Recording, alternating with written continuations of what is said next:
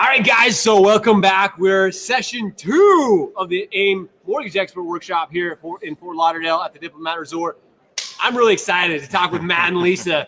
I've known these guys for a while, and they are absolutely, Lisa, you were on stage a little while ago, just crushed it. I mean, absolutely awesome. Congratulations. Thank you. Some of the top producers out of Arizona. They're not Florida, so they're out of Arizona. And again, the London Mortgage team is doing some really great things. Yep. But from you guys, what is it that really separates Lund Mortgage? Because again, I know there's a lot of things, but if you were to pick out one or two things, what really separates Lund from the rest of the competition right now? I would say that we have a different model as far as consumer direct. We've really tried to change the get pre-qualified first before you call a realtor. Imagine that, yeah, right? I know. It's funny how that works. Know how much home you own. Yeah. You can own, you know? So we advertise on the radio on 3 different radio stations in Arizona. So for a big part of us was to do that model was to change it from refi to purchase. Nice. So in 2012-ish, around that time, we were doing a lot of refis, and I kept telling her, like, we got to transition. The time's coming. At some point, these refis are going to die. We got to move to a purchase model. So we can kind of change the narrative on the radio to say, call us before you meet with the realtor. So that was the angle, is call us first. So we are consumer direct in that panel, but then we can give the leads. Yeah, we're actually giving the leads to the realtors rather than them coming. Which is the way it should be, right? Yeah. So this is interesting because I don't hear a lot of radio anymore. So have you seen? Has it been successful for you guys? It has been. Nice. And the funny thing is, on radio, we don't ever sell rates course. or any of that. We just talk about local. You're not a transaction. We only lend in Arizona. We're here for you. We really promote the broker model, and it really resonates well with the client. So I don't know if you guys, I'm going to reiterate that. Lisa said something key here.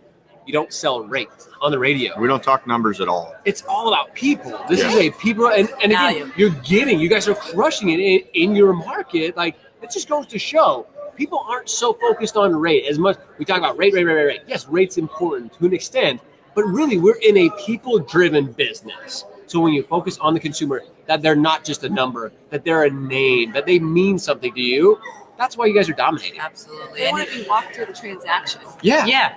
So you're in Arizona. This is the year of growth. Brokerages are picking up people everywhere this year because you have a fighting edge over the other channels for once. And I think it's great. You know, you're in a position to compete on rate. If you have good service and you're a company like your company that obviously has their stuff together, growth is going to be a big part of business plans this year for brokerages. It's why we're here at AIME. It's why you guys are here at AIME. Not only are you spreading your love from the stages, but you're also, I'm sure, affirming a lot of things that you're doing right by listening to other people that are professionals in the field. Are you growing this year? What's your business plan look like?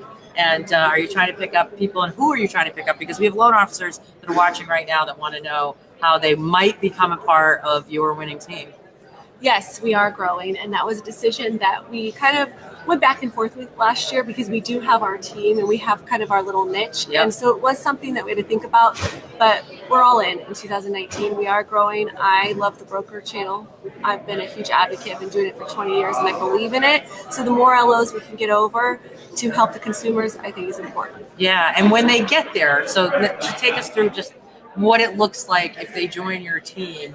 You have obviously probably some sort of training. Do you use your top producers to do some training? Do you do it yourself? Do you have people for that? How does that look? You want to kind of explain that? Basically, I mean, the way that it's been with the transition with AIME has been going, there is a lot of retail bankers coming over to the broker side. We enjoy it. I think she takes a lot of pride in literally coaching them. I mean, sometimes I got to get on her like, hey, get back in the office. Like, we got to run our business. No. We can't, spend some time, but don't spend all the time with them. But that's her passion, is the broker side of things. Yeah. So she's really taken to heart helping people grow their broker business. Yeah. Other brokers start their broker business. Yeah. We're not really like want to grow with a bunch of different LOs. I mean, the team is intact. We do really well. Stay in our lane is the whole deal. Absolutely. But we are adding loan officers that are already kind of there, Yeah. or that are developed on the retail side and they want to come over to the broker side. Is And the way that's that, smart. I mean, I think the big mistakes of the last 2 decades, you just said you've been in for 20 years, is companies that got too big. Too and fast. you know, and that's happening right now. I mean, it's 2019. Lenders and banks are fat, middle management wise.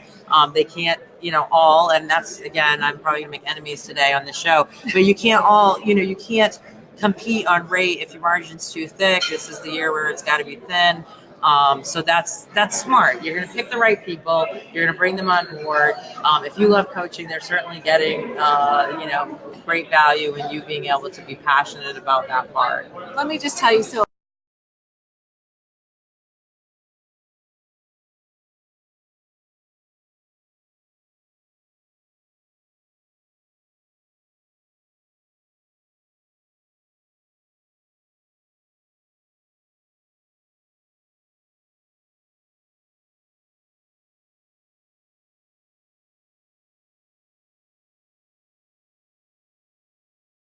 broker that you could have that service. yeah, he's like a new loan officer. I mean, he was kind of down. Everything was numbers.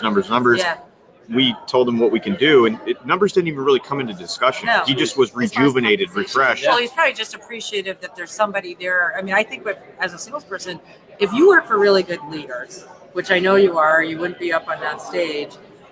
You have a sense of these people are going to lead. First of all, they know what they're doing. They're going to arm me with the right resources. Take the time, slow down, invest in the people that you're bringing on. Be picky about who you're bringing on. That's key too. Yeah, That's mainly where our growth is just being picky on individuals that want to come over to the side, I would be too. but they got to be the right fit, right? I don't even think it's being picky. It's just finding those who see the same vision as you, who are willing Culture to, fits. yeah, they see what you guys are building. They're like, hey, this is a great fit for me. This is what I'm already doing. This is a great, like you said, you're not looking for the loan officers who are, maybe doing the onesie twosies. You're looking for the established loan officer that understands their business. They understand how they want to grow. And you just have the tools. Like you said, you got the tools, you got the technology, you have the support that they're needing to make that transition as seamless as possible. Because we talk about this shift that's happening from retail to broker, making a transition, it doesn't matter. Like, it's difficult. It's hard. Like, Yeah. you're leaving a pipeline. They're you got to scared,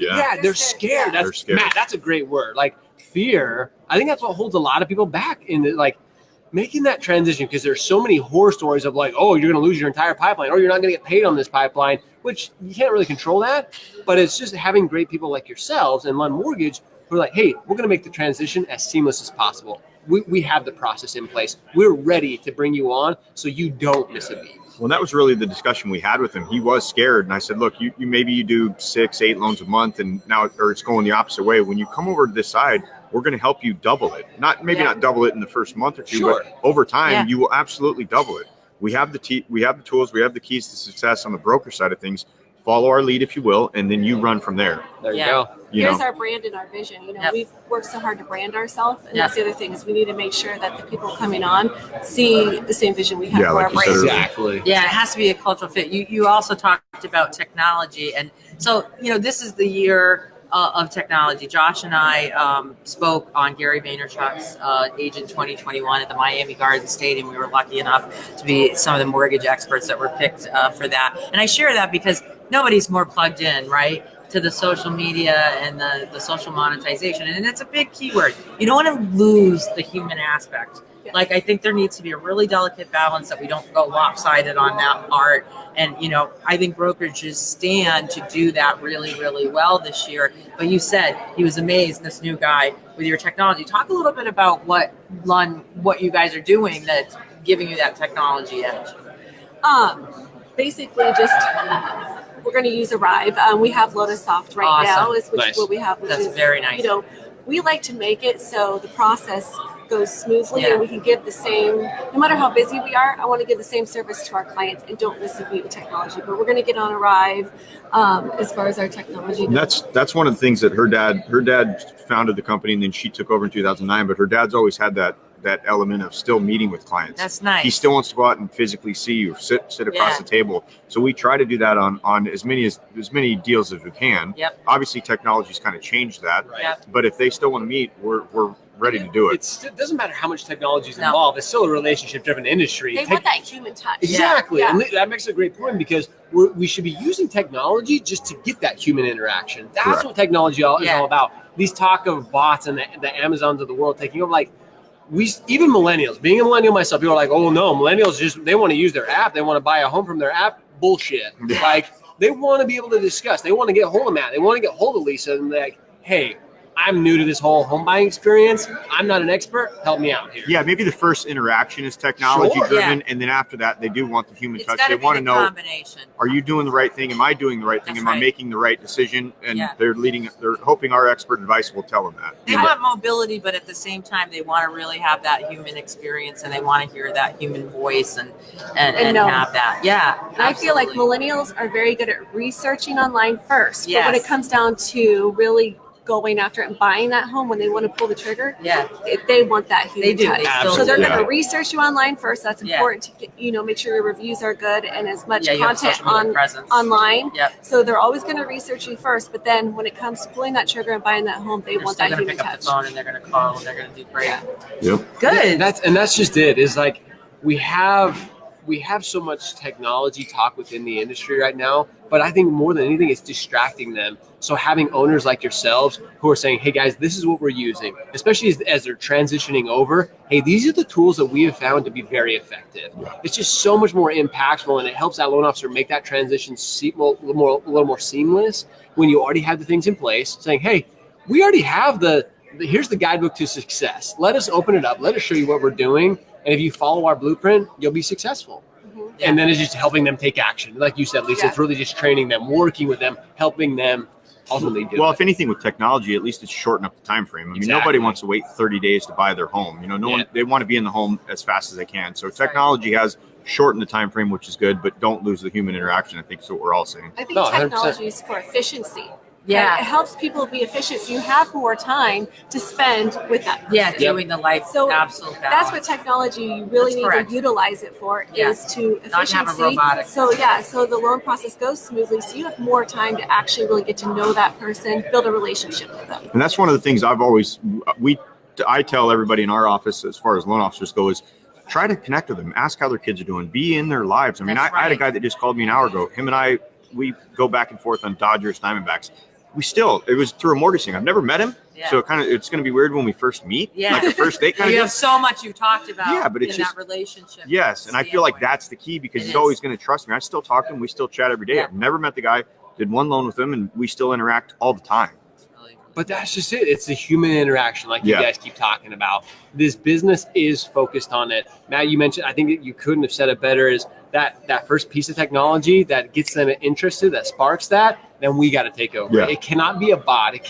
People want that. They thrive. Human nature, we crave that. We It's desire. a big decision. It is a huge decision. So being able to have the experts, being able to have the right people for that discussion, it just makes all the difference in the world. And again, I know you guys at the Lund team are absolutely just crushing and doing incredible things. So thank you so much for coming to hang out with Tell us. them how. Yeah, so I was gonna say, how if somebody they're like, hey, Lisa and Matt, they're doing great things. I see their vision. I want to be part of it. I want to reach out and talk to you guys about possibly working with you guys. How do they get in contact with you guys?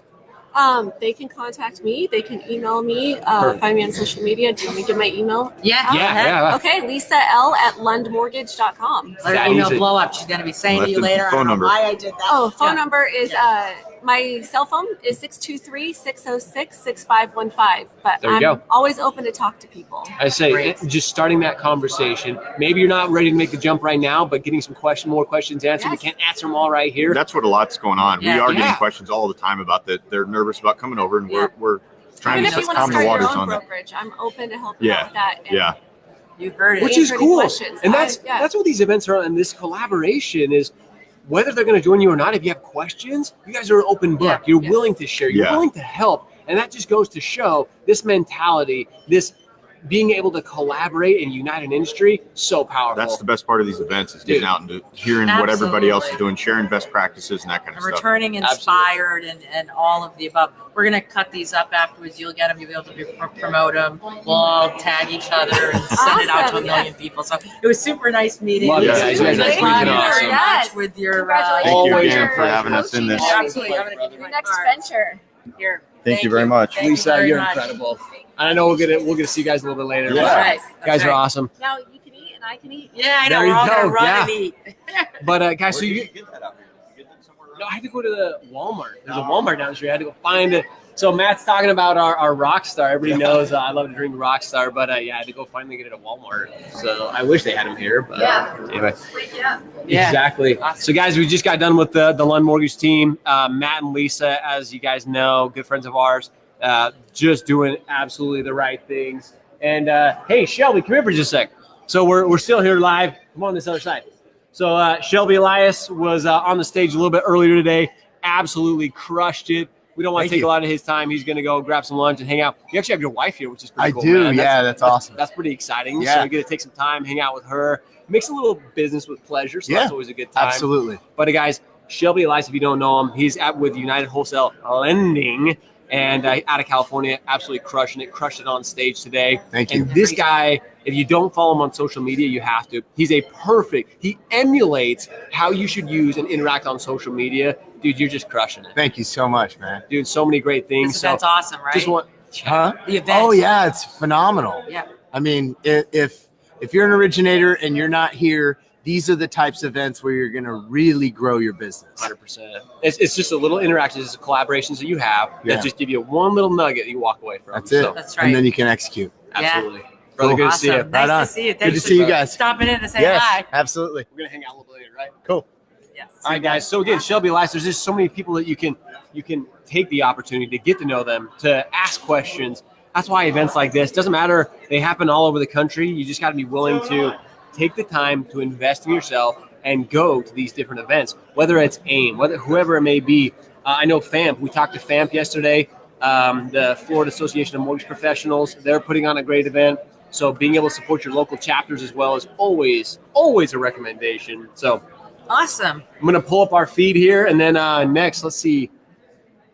It is 12:30 already. We have Michelle Rodriguez with Paradise Mortgage Brokers. So we're going to find Michelle Yep. and get right into it. I'll hold down the booth. You go eat, and then maybe we swap afterwards. Okay, Yep. let's do this. Yeah. If Michelle shows up, I'll do the interview with Michelle. And then you can release me and do the next interview. Game and I'll on. Go. Yeah, let's do Game that. on. Otherwise, no one's gonna get any It's food, true. and I haven't eaten since Gotta eat, guys. 7:30. Gotta stay. I'm letting you know, I want to eat. Today, Everybody for knows. those of you tuned in. Yeah, you gotta. What's crazy is people ask all the time, like, Josh, is it exhausting? Like, Yeah, doing this? yeah. It is. Like, is. when you're You have to on be all on. the time, Yep. oh, you do. You have to stay on topic. You have to be able to work. So Yeah. Salim's here live with us. Check out, guys. If you don't know Salim put on this entire event. This guy is absolutely brilliant. Brilliant. This event is so well put together, on point. So, man, Salim, great job, brother. We're proud of you. Like, this guy is absolutely doing great Yes, things. thank you for having me. And this is the guy behind the scenes for the whole event. So How's it going for you guys? it's going Going great. He's going fantastic. to break right now, and We're I'm trying going to to stay find, live. we're gonna find and Michelle she'll come, Rodriguez. and I'll get her on, and you'll go eat, and then I'll go eat. We're going to Perfect. swap and do interviews Make sure because you we're definitely live. eat. It's good for We you. will. It's going to be out there for a minute, right? Yeah, Yeah. at least till 1:20. All right. If you haven't seen me come, make me a plate. Lots of veggies and chicken. All right. All right, go. I'm going to take a break, guys. We're going to go find Michelle. I'll We're be going to saying- get her on, Yep. and we're going to go from there. Yeah, great. So we are here, as any of you know that are tuning in right now, at the AIME convention, the Associated Independent Mortgage Expert Convention here in Fort Lauderdale at the Diplomat Hotel. So super excited. No, 12:45. Actually, 8 minutes. Go back. Go 10? Go 10.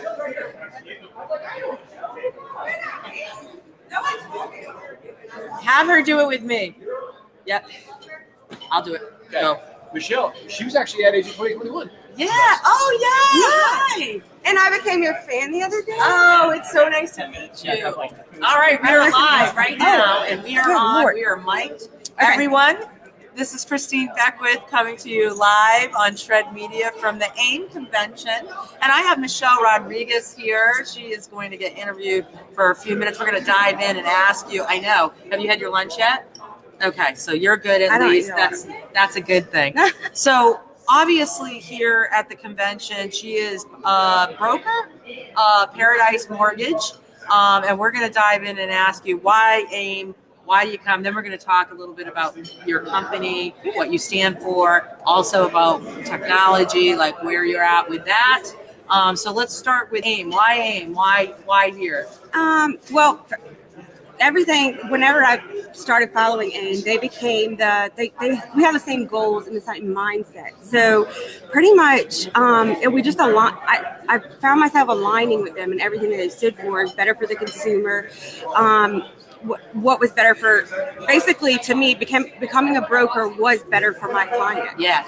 And so that was really my driving force. And so AIM had really helped me figure out how to start my business.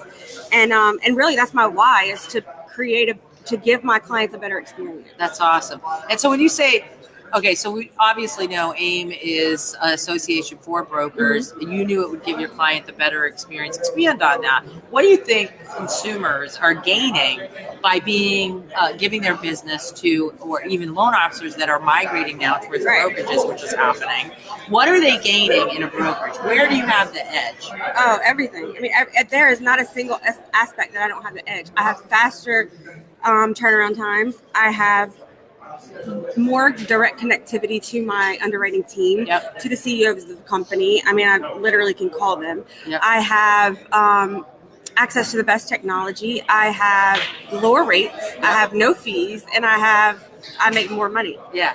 So you're able to be nimble. Literally, it's like there is no bad to me. Yeah. Other than working hard. You have to work hard. You have to work hard. I think that what I see in the ranks of the brokerages are really true grit entrepreneurs, people that are really trying to pick up market share. Tell us, where is your market? I'm Baton Rouge, Louisiana, but I do all over. I hear the accent. I know you guys do. But I have deals closing right now in Monroe, Toledo Bend, all over the state. So we're south, north. We cover all of it.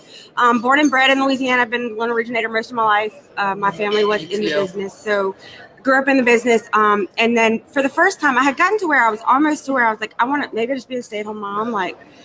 I just got burned out. And so it was either open my own business.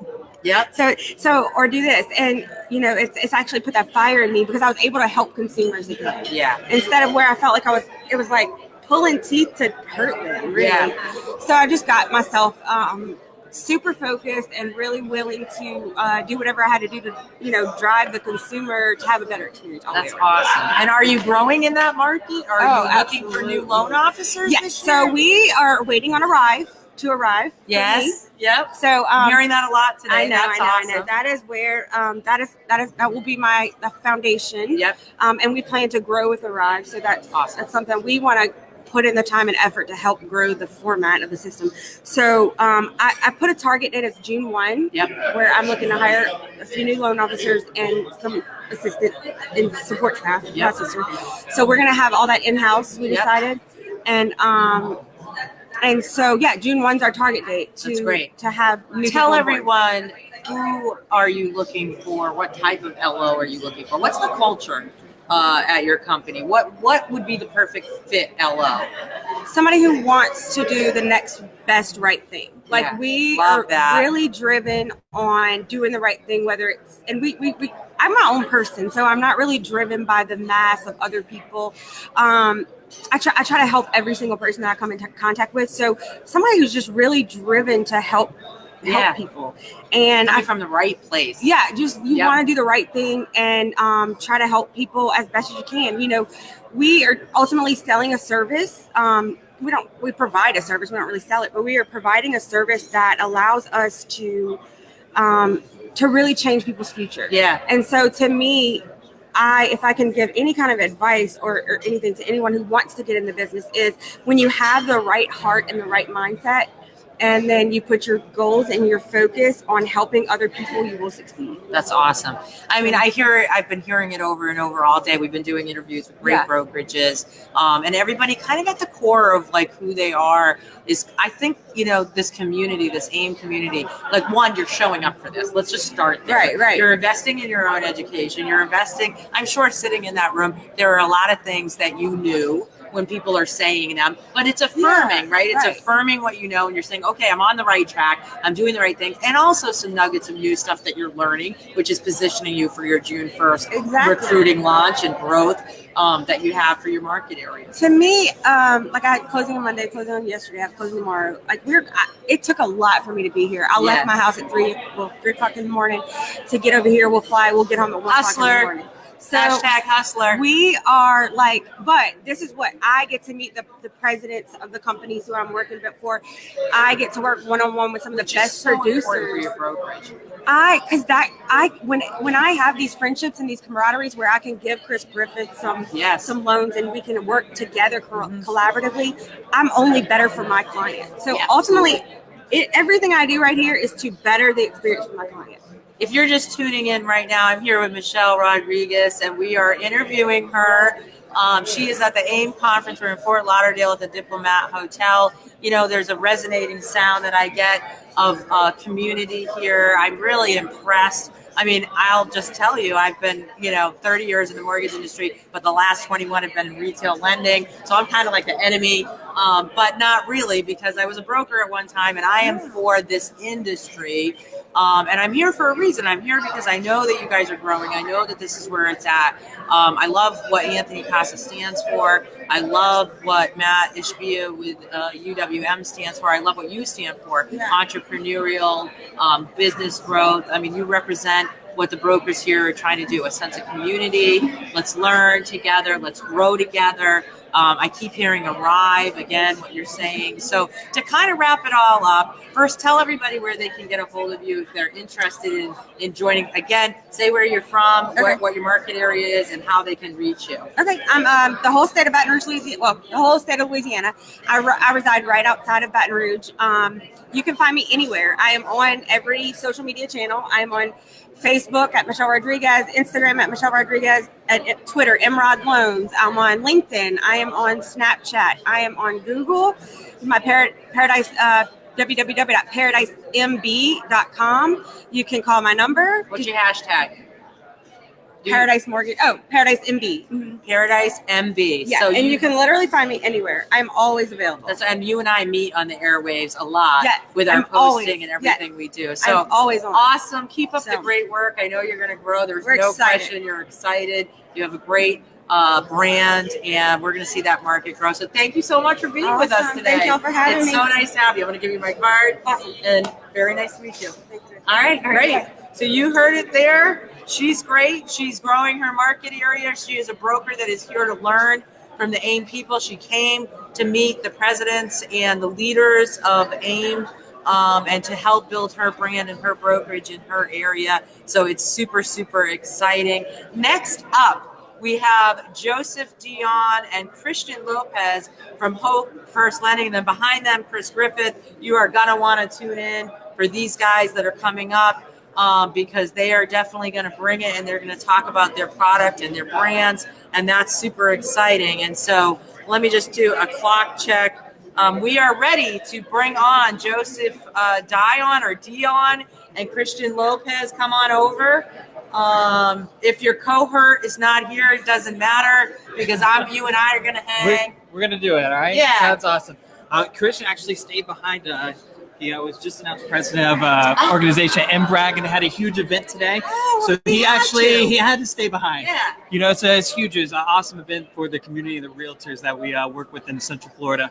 So definitely he had to stay behind, but I'm here and want to be with you guys. You are here now. Everybody, this is Joseph Dion. Dion. Home First Lending. Gotcha. And we are super excited to have him today. Josh is joining us as well.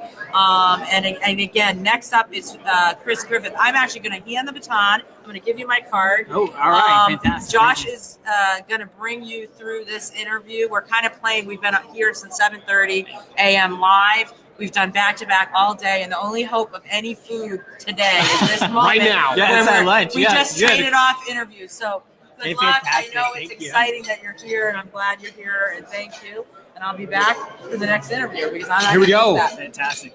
Joseph, I'm going to have you sit right there. I know. Better sound right there. Fantastic. I'll be able to hear you better. So, guys, Joseph Dion, right? Yes, Dion. sir. Did I say that right? Deion Sanders, just like Dion said, dude, you're going there. Like that's big shoes to fill. So we know at the Home mortgage game, we got it. Yeah, freak yeah, man. So Home First Lending. For those who don't know anything about Home First Lending, kind of give us the brief synopsis, the 1 minute highlight of Home First Lending. Oh my gosh, Home First Lending is really it's a team and it's a vision of some industry professionals. Our ownership has really gone in and put together just a phenomenal culture of providing resources to the loan officer and to the consumer to make sure that in our local market and all the markets that we serve that we're providing the best service possible. Nice. We've just got a team that goes hard 24/7, that works because their goal is to just really bring the best product and the best opportunity for that client. And that's exactly why you guys are going to continue to dominate. Bam. Like, it's all about the client. It's all about the consumer. We keep hearing this throughout the day. Yep. And there's a reason we're having you on the show. We're having you on the podcast because you're dominating. And it's because of these practices. Mm-hmm. It's not just like, oh, we want to make money or, hey, we want to close more loans. It's about the consumer. Of course we want to close more loans. Yeah. Of course we want to make more money. But how do we do that?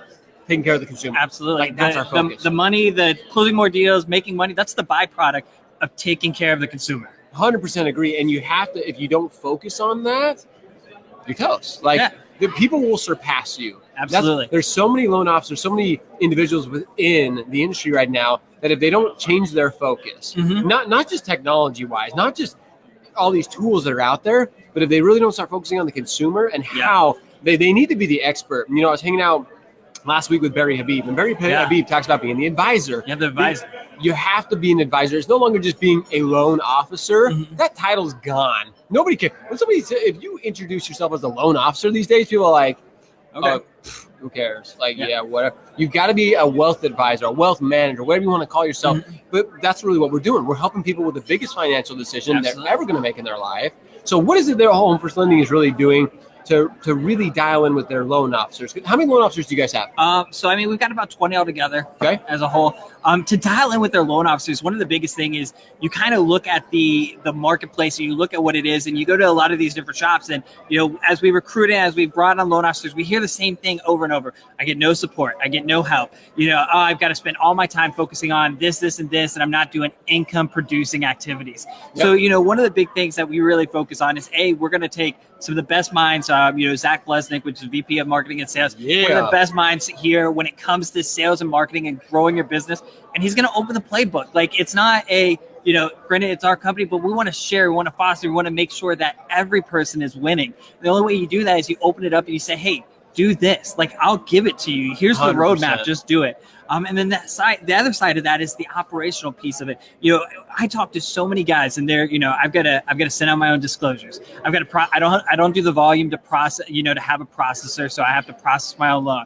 I have to, you know, balance with title and get closing. So that's stuff that our company is saying, look, we want you as a loan officer to work with the client, to be the advisor, to get him, to help all those people, and we're going to take the rest. You know, we have the department that's going to do the disclosures. We have processing.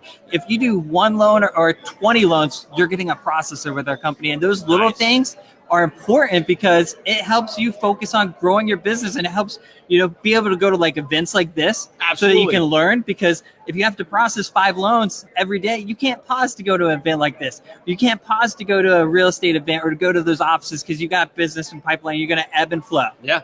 So that's kind of, you know, that's in a nutshell what Home First is doing right now for RLOs. Dude, and that's exactly it. Like, what you just said, excuse me, is what every loan officer needs. They can go focus on the income producing activities. Absolutely. Being able to help more consumers because they have a team behind them. Like, ultimately, that's what it is you have a team that's there supporting them, 100. being there, where they don't have to worry about it anymore. Like, it's like, hey, they got it. I can just go. I can do me. I can focus on the things that are really important. Absolutely. So you mentioned Zach. So Zach, if you're watching, buddy, I know you're down. He's with a whole bunch of real estate agents, right? We actually had this huge event that we were the title sponsor of for this organization called MBRAG, which is Mortgage Brokers Realtor Alliance Group. So it's a new organization, and actually Christian, who was supposed to be here with me, was just announced the president of that organization. So really awesome. So he was going to come down, but he basically said, hey, look, it's first event. And we had this, we brought in a disc profile expert. So somebody that she teaches across the entire nation. Angel Tucker, like,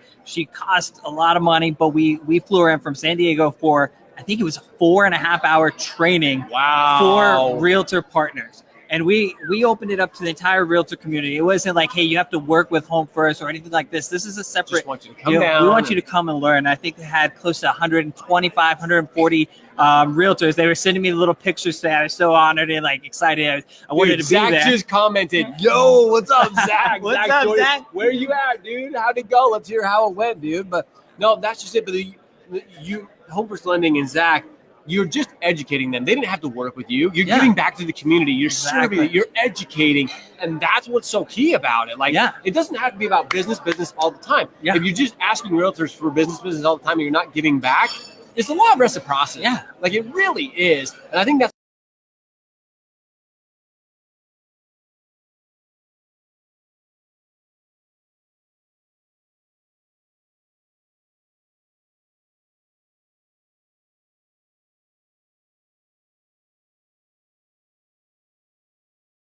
Things that you guys are doing. So ton of fun, very exciting stuff. Let's ask you this. So you have these 20 loan officers. They're looking to get better. They're looking to improve. Is there anything that you guys focus on? Do you guys have a team meeting? Or what do you guys do to continue to help better your loan officers? Absolutely. So, the crazy thing is like, you look at it and we do like a weekly sales team meeting for loan officers. Like, they're meeting every week and they're learning about not just like, hey, here's your numbers. Like, yeah, that's fun, but that's not the point of the sales meeting. The point of the sales meeting is to go, here's a tool that's going to help you grow. Here's the steps. Here's the script. Here's that. Every week, we actually have Zach sits and does a separate training outside of the sales meeting where he goes over scripting, dialing, talking to clients, overcoming objections, things that are going to help you when you're talking to the consumer to be a better advisor. Things on how to talk to realtors so that they're more apt and realize the value proposition of not just Home First, but you as the LO. And then from there, we're bringing and we're making sure all that senior leadership. So you've got the owners, Pablo, Teresa, you've got Zach, you've got Christian. All of them are open door policy. Like if you have a question, myself, like on the operations side, you have a question, like come to our office. We're going to not just we're not going to just fix it. We're going to show you how to fix it so that you know how to solve that problem the next time through. There you go. And that's just it, Joe. Like you guys are doing the things to help LOs. It's the mortgage vision that you guys are trying and not trying, but you're doing. And you're taking action. So again, they can go out and do and focus on what they need to. You're taking that stuff off their plate. You're giving them a place where they can call home. And I think that's the place, and I've seen that with you and Zach as we hung out last week. You're creating this culture of home, of family. And that's we've heard it so many times today, is the companies that are dominating, that are really crushing it, are creating that sense. And again, if you've ever hung out with Joe and with Zach, they're like brothers. Like they're like there's this brotherly just feel and just this absolute power that you guys have. It's really exciting. So you guys are doing some incredible stuff, really exciting. So if somebody's watching today, they're like, man, Home First Lending, that sounds like a place I want to land. I want to really get involved with these guys. How do they find you? Website, email, what's the best way to get in contact with you guys? I mean, the website's myhomefirst.com. You could reach out to any of us in leadership. So Joseph at myhomefirst.com, Z Blesnick at myhomefirst. Like it's all over there. We're on Instagram, myhomefirst. You're going to have myself on Instagram, Joseph R. Dion. I go by the bearded LO hashtag. You got to have the beard, LO, man. Guys. So, check it out, the bearded LO. So you got to have all that fun stuff. You're going to find us. We make ourselves very, you're going to see us. You type in Home First anywhere, you're going to find us. And you guys are doing the right things on social media. The fact that you guys are on Instagram, you're on Facebook, you're doing the right things, putting out the right content. You guys are crushing it, brother. Absolutely. And before I go, I mean, if we're going to talk about social media being available, I got to get a pick right here with you. Do it. Guys, we're going to do a live pick. You got to take advantage of opportunities like this. Absolutely. So I'm going to grab a pick with them right now. And we'll get that. We'll grab that right there. We'll get the camera mic in place. Yeah. Hey, what's up? Let's get another one. There we go. All right, there we go, guys. Thanks so much. Guys, Joseph Sio. I almost said Sanders, but Joseph Dion, like Dion Sanders. There we go. Joseph Dion hanging out with us at Home First Lending. Thanks so much, brother. Appreciate you, Josh. Have a great one. Love what you're doing here, Thanks, man. All right. Guys, just one more example of everything that's going on. Zach Blesnick, if you haven't checked him out on social media, and Joseph, you got to go do it. Home First Lending is really one of those groups that is just doing it right. They're doing it for the originator. And that's what we're all about. So with that, we're going to go ahead and share this on a couple of channels real quick. So I'm going to share this out. And we've been live for 16 minutes already. Guys, if you're just joining us live, again, hashtag shred if you're joining us live, and if you're joining us on the replay, hashtag hustle. Gonna go ahead and share this out in a couple different groups, a couple different feeds. Get it out to our private group. If you want to join, we actually do have a private group for Shred Media. So just type in Shred Media, and you can find our group. And feel free to make sure you join us there. Love to have you. Gonna put this out in a couple of quick places.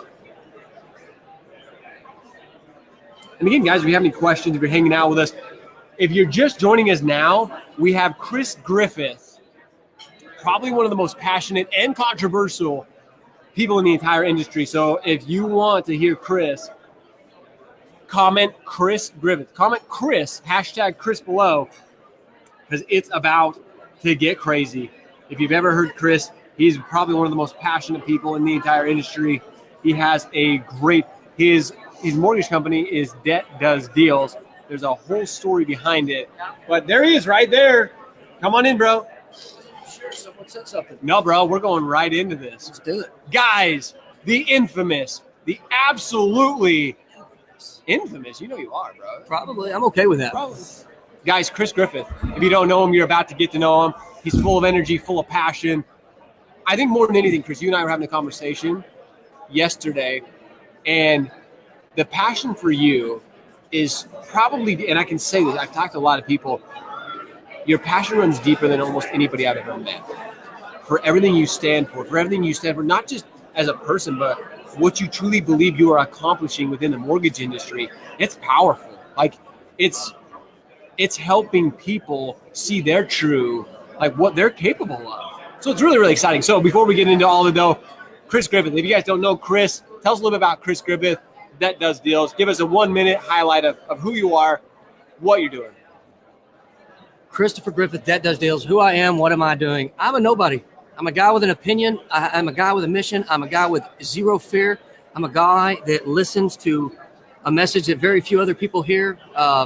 People have an issue with how I go about business, but my biggest piece, my biggest hope ever is to show people the value that they can reach and achieve with American dream of home ownership. Love it. Homeowners are 44 times wealthier than the average renter. Yep. And Cardone selling a 10X conference, right? I got a 44X number for you, right? And I'm passionate about it because one home changed my life. One home changed my life. I call it a 5-year VA house hustle.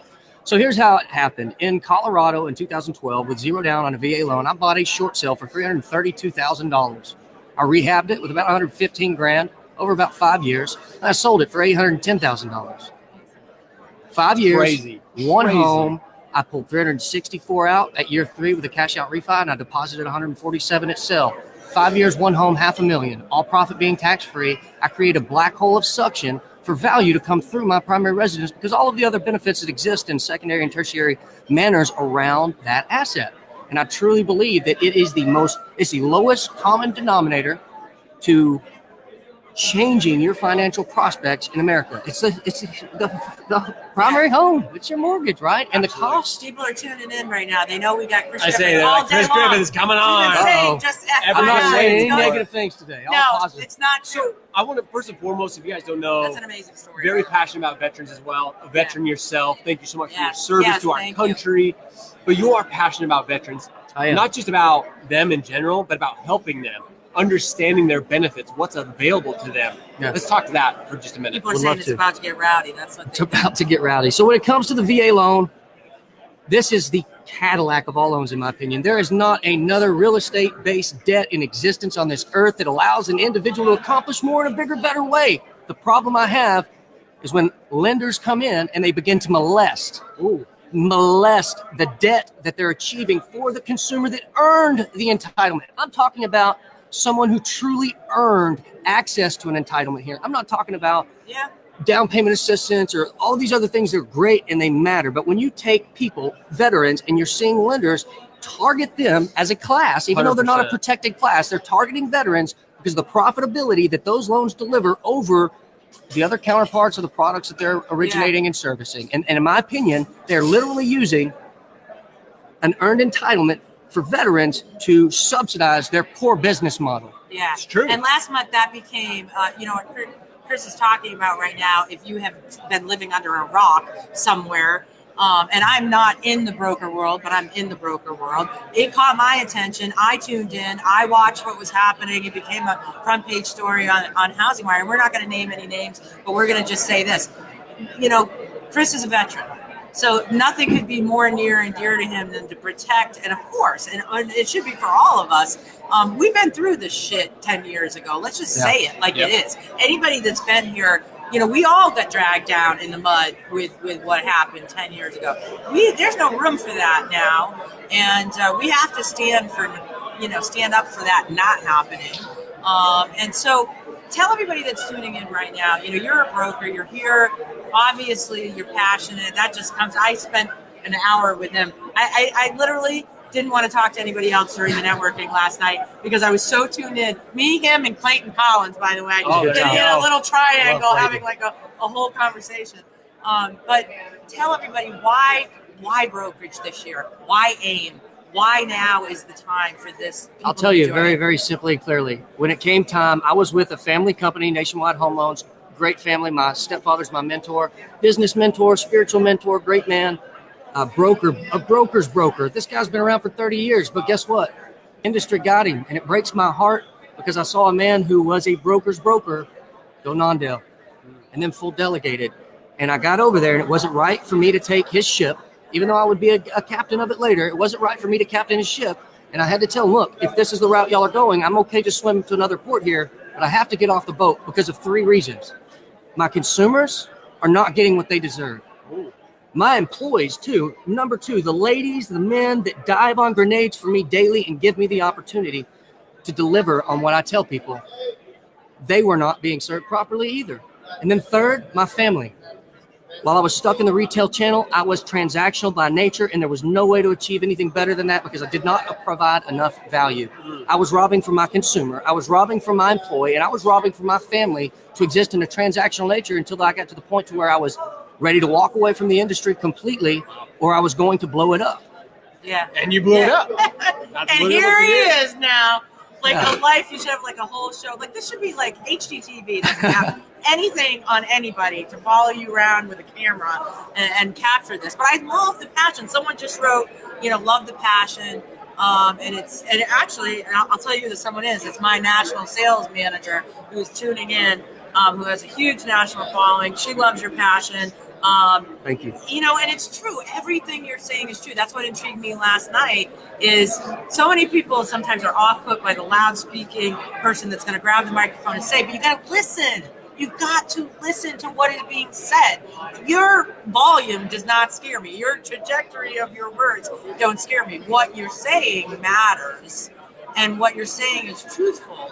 And the industry needs more of it. We need more advocates that are going to keep the ship steered right, that are going to self-recognize I'm not in the right place representing the right things, and I'm going to align myself with what's integral, what I believe I'm doing, because at the end of the day, we're all picking our businesses to serve, and we're all serving for, I hope, a genuine place. I've seen the guy that isn't. We know who they are. The world knows who those people are. So you're here now. You're obviously well known in this convention. People know you. You know, we were going down this list. We have 30 brokers that we were talking to, and every time we would get to, they're like, "Oh, Chris Griff, you have like a reputation that precedes you." It's gonna get exciting. That's what people keep saying. Where's your business going though this year? My business. So this has been a big difficulty for me. I only scale so long as I find the person that I can delegate to and look my customer in the eye, my friend, my family, and look them and tell them, "You're going to be taken care of the exact way I would take care of you." And so it's been a little slower. My goal this year for our company is to crest 50 million. That's my in-house, like in my mind goal. I would love to blow up 100 million from a production standpoint, but it's been interrupted. And here's why it's been interrupted. The biggest mission that I have right now has nothing to do with growing my mortgage brokerage. My company's taken care of with what we're doing right now. It's growing and it's going to grow. That's not my concern. My biggest concern right now is how can I create the biggest impact for the veteran, for the consumer, for us brokers in here. And I think the biggest problem, all of y'all paying attention, brokers out there, the biggest problem in our industry, it's fragmented. The perception of our industry to the consumers that it's fragmented. When I get a referral now and they call me, they're like, "Hey, I want someone like you over here." And that's their way of saying, we don't know how to find people like you. It's fragmented. So I have referred out into Brawl, and y'all can go vet this stuff. You can talk to the people. There's probably been over 5 million in VA loans closed that I've referred into Brawl. Wow. And those people that receive those referrals, when they pick up the phone with that vet, they're not selling anything. The vet understands what they're going to get, and they hold me, Christopher Griffith, personally accountable, even though there's no profit. Nice. And that's what I'm doing, and that's what all of us need to be doing to help our clients, our consumers, when they move out of our local, still receive the service from your partner for life. That's what we're purporting to be. That's what we're purporting to do. We need to follow through on it. Yeah. And we need to work to refer our friends, our colleagues, and set them up for success for the benefit of the consumer and for the benefit of the broker. I absolutely agree with that. So how do we do it? It starts for me, it starts on social media. You and I have had this conversation. I remember we were sitting in Success Track, and they said something about, I don't remember how it came up. I said, Facebook's like the best CRM in existence. Yep. Absolutely. It's a passive CRM. Like, my clients don't want an email from me telling them rate just went down. Like, they want to know that the rate went down, but they don't want like that constant prodding. You know what, though? They'll like a picture of my dog, and they'll be reminded that I do mortgages because you can't help it, right? Right. And that is the way that you can stay in contact, not only with your consumers, but with your referral partners. I don't way more authentic. I don't call agents. I called agents. I did the agent thing for my first 5 years. Best year was a little over probably 20 million somewhere, and they're all referral from realtors. Sure. They don't want you beating their doors up if you can't generate lead volume or better service for them. But if you can use social media and genuinely maintain and grow a relationship from that, which is how I do it, that's what's giving me access to all of the people, all of these places nationally, all of the brokers that are probably watching this that have closed a loan that I've referred to them and that will close this month another loan that I refer to them. They know it's working, and here's why it's working. I take responsibility. I take responsibility because if I accept responsibility, no one can stop me from problem solving and fixing it. I get to be the one who fixes it if I accept responsibility. And I think that's something that we lack in the industry is just loan officers taking advantage or taking responsibility for their actions. Sure. Like they always want to blame somebody else. They always want to, well, it's this, it's that, it's this. Something you do so perfectly. Like, and I can say perfectly, you take responsibility for you. For Chris Griffith, you take action. You're not sitting back and you're not, we talk about social, let's bring back up social media because you see all these people commenting. We had this conversation yesterday, commenting in groups, not really stepping up to the plate. Anybody can be a Facebook bully, if you will. Anybody can be a comment on Facebook. But for those who actually step up, take action and do it, you're one of those guys. Thank you. That's just who you are. Like that's who you've decided you're gonna be. That's right. You emulate that within your life. And your business shows. Like it just shows. That's why you continue to grow. That's why you continue to do great things. I'm terrified of being found a non-pleasing aroma. I'm terrified of being a hypocrite, accidental hypocrite, right? You have to work tirelessly to, if you really want to work on you, the buck never stops. Yeah, right? That's true. That's so true. And everyone's like, well, how do you figure out what your one thing is? Like for me, like I didn't just sit down and be like, oh my God, I am great at talking on Facebook. Yeah. That's not how it worked. It was like, I suck at this. I don't need to do this. And after I got rid of 85 things that I sucked at, either because I wasn't good at it, I didn't enjoy it, or I just wasn't going to commit to it. After I delegated all of those, like 2 or 3 things left over. It's like, well, I guess I know what I'm doing. Yep. And that's what that process of elimination is probably what everyone should focus on doing right now and figuring out what they need to get off their plate so you can begin to scale the businesses that you're growing. That's a really good point, Chris. So what would you say that probably the top thing that loan officers have on their plate right now that they should remember? Yeah, I will tell you exactly what it is. Guys, in the Marine Corps, you have a saying. You're in a Humvee and whatever's going on, driver drives, navigator navigates. You have an express talent, an express like job purpose when you're doing any certain thing. As a loan officer, and this is where I have different hats that I'm wearing. So as a loan officer, my job is to understand the needs and motivations of the client for interacting in the commodity and the business that I'm in, right? Sure. And work backwards to their solution, right? Problem solve backwards and get to their solution as a loan officer. Oh God, I forgot. What was your question? Sorry. No, you were saying with the many hats that you're wearing, that obviously you have to navigate to exactly what the consumer is calling for. Your question was that what do you stand for? What wearing all those hats do you represent? And I would add to his question even and take us in this direction. What as you're attracting LOs to hire, and even with the message that you're giving to all these people that, by the way, you are a leader amongst the leaders. People are standing up behind you, whether you recognize this or not. The braver guy that has the voice, because the scariest thing in the world is that when something big is disrupting, and the broker world is disrupting right now, the leaders emerge, the voices emerge, And hopefully it's tied to a guy like you who might not be understood completely, who we all know on the surface or whatever might, scare people. But the words are leadership, and people get behind that. So what do you say to the LOs that are looking for jobs right now and the brokers that you're peers with? What's your advice to them this year? This year, my advice to the broker, my peers, to everyone else, one piece of advice. Let me think for just there's so many things, man, so many things that are important. I think, honestly, probably one of the biggest things for most people to do is to go consumer direct. And here's why. I've worked with realtors. I know what they want. I know what they need. I know what they need that they don't tell you that they need. I get that. 3 daughters and a wife. I can figure out your problem, whether you tell me that's your problem or not. It is. Right? The agents, what's the very first thing an agent does when it gets a referral in? It passes it. It's awkward. They take the client in. They're like, yes, yes, yes. And then they move it. And they need you to do something with it. The consumer needs to understand, I love realtors, and I work very hard to take care of my agents. But what do you think gets your butt on the couch? 88% of homes purchased last year were purchased with a mortgage. Money doesn't make the world go around, folks. Money's not what you think it is. The debt is the instrument that allows you to get in there, and it's a currency that needs to be reverse engineered, problem solved for. And so for all of y'all out there, the brokers looking to grow this year, go consumer direct. Let the people that know you understand that the thing that's going to get them into a new home, the thing that's going to make their debt on their current home more efficient, all of those things, that's the piece that you have to control. You have to take that to the consumer and you have to educate them. Be willing to spend stupid amounts of time on the phone. My old mentors would always tell me, you spend too much time on the phone with people. Don't tell me how to talk to people.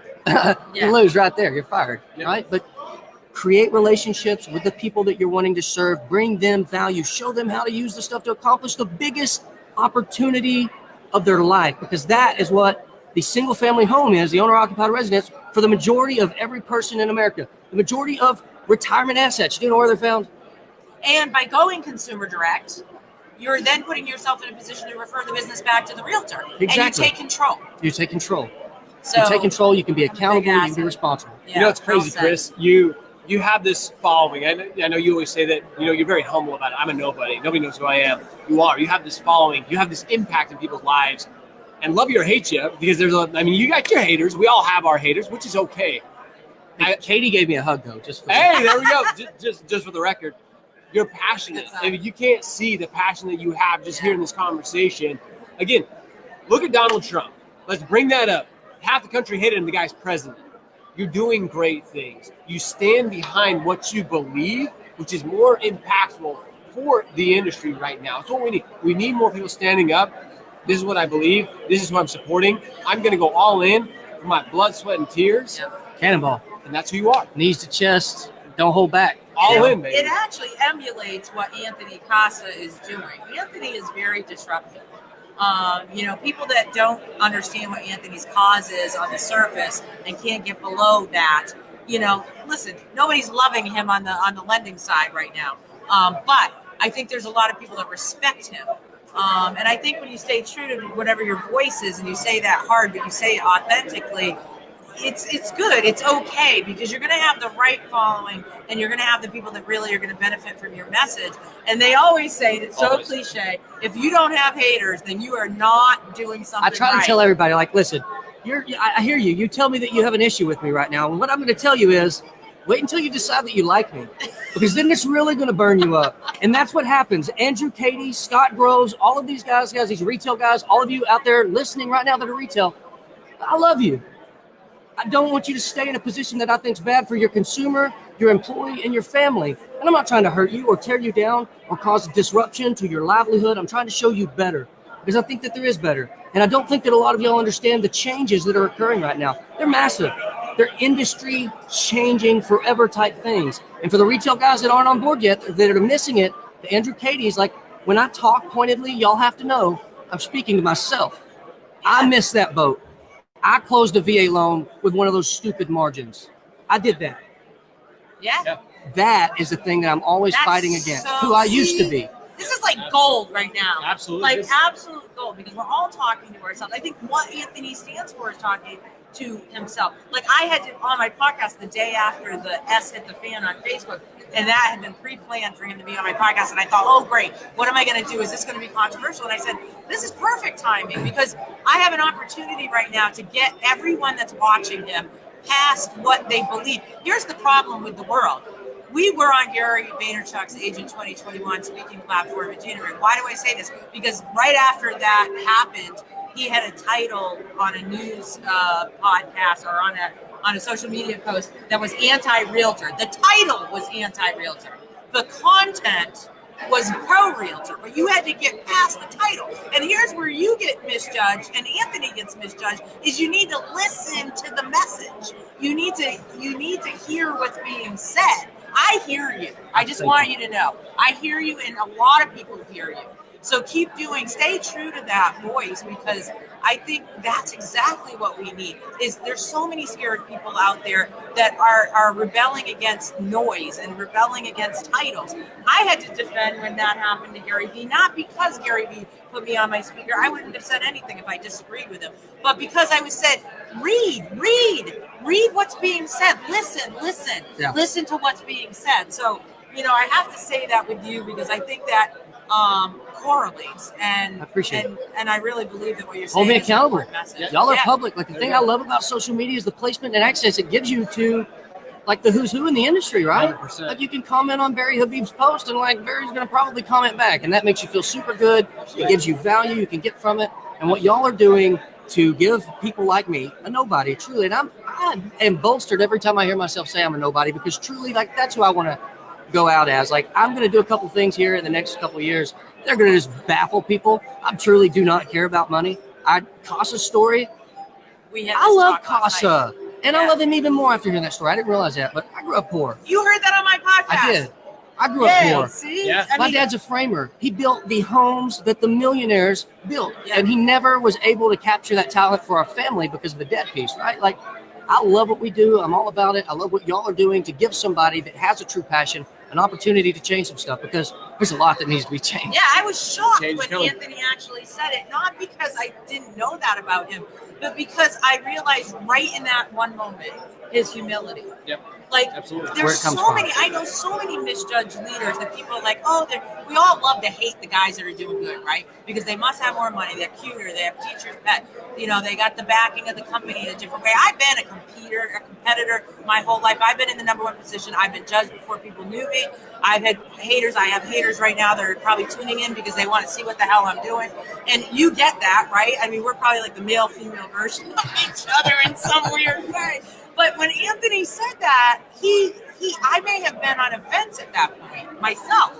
Like, I didn't know him that well. And in that moment, I said, he really is coming from a real place. He's coming from a place where he's saying, listen, I come from this. And we said this, and I'm going to say this, because you, me, and Anthony Casa have this in common. Growing up, not having a lot of money, and really, making ourselves, working our way to it. We don't need an award for that, but what makes us threatening to everybody is that once you've not had anything, you are the first guy to go all in with the chips, because you're not afraid of not having anything again. Got one poker move. Yeah. All in. Let's go. You're not afraid. Anthony's not afraid of losing. He's pragmatic with his risk. I'm sure you are. Because he knows he's not going to lose. His That's life right. has taught him if he does not stop, movement is life, and he will persevere because he won't quit. Right. He will work harder. That's the trick. You don't have to be smart. You don't have to be good looking. You can have a beard and do mortgages. Yeah. Like, you can do anything you put your mind to. My dad told me that when I was a child, and it took. Yep. I believe it. Actually, this comment goes exactly. So Brian Sachs says, be who you are. Your buyers will love you more, and the haters weren't going to buy for you anyway. Exactly. And I try to tell people, look, do you remember the movie The Family Stone with Luke Wilson? Yeah, of course, yeah. When he's like, you have a freak flag. You just need to fly it all the way up there. Here's the truth, guys. I'm a weirdo.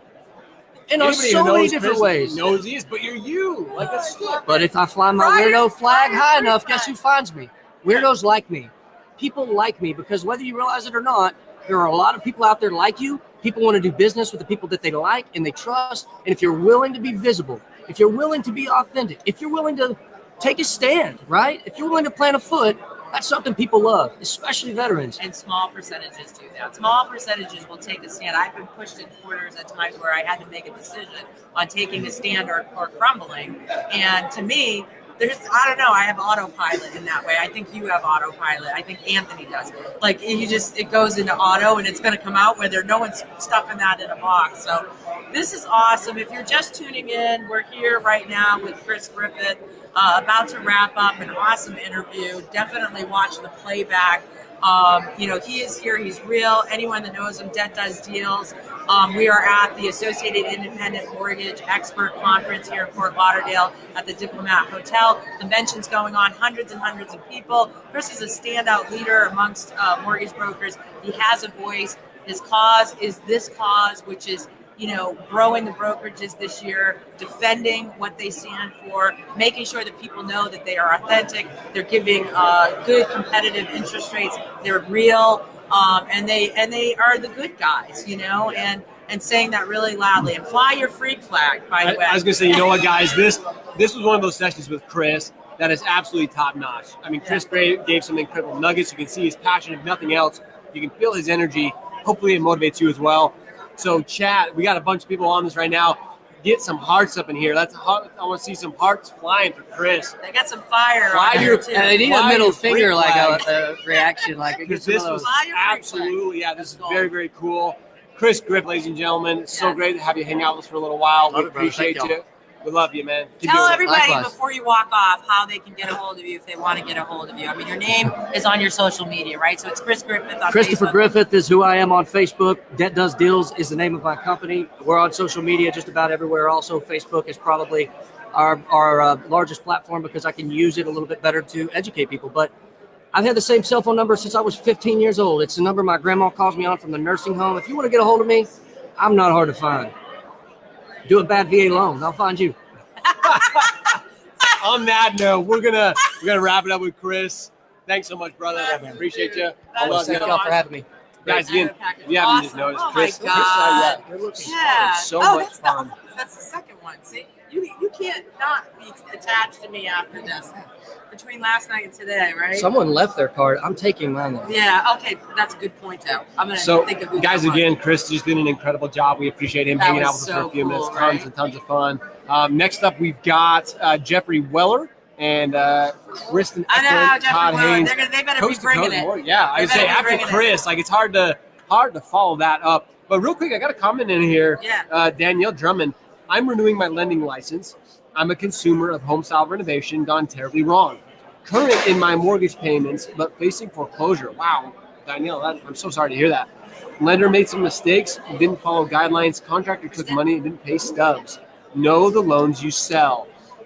Wow, chat. That is powerful stuff right there. Danielle, thank you so much for the comment. I've talked about this. I've mentioned this a few times. You have to be powerful. You have to know what you are selling. I hate the word selling. You have to be an expert. You absolutely have to be an advisor in your craft. So make sure that, Danielle, great comment. And again, if you have any other questions, other comments, comment on below. Love to help with any questions that you may have. So anyway, been a really exciting. That was so amazing. We have, that was just getting started with this afternoon. We got Chris, we got John Gibson with Caliber coming up. We got Laura Brandeo, we got Kevin Peranio. Like, we've got so many exciting people coming up for the rest of the afternoon. And I think we got Jeffrey Weller right here from Coast to Coast Mortgage. In, have a seat. We're going to bring Jeffrey in, and he's going to have a few other people.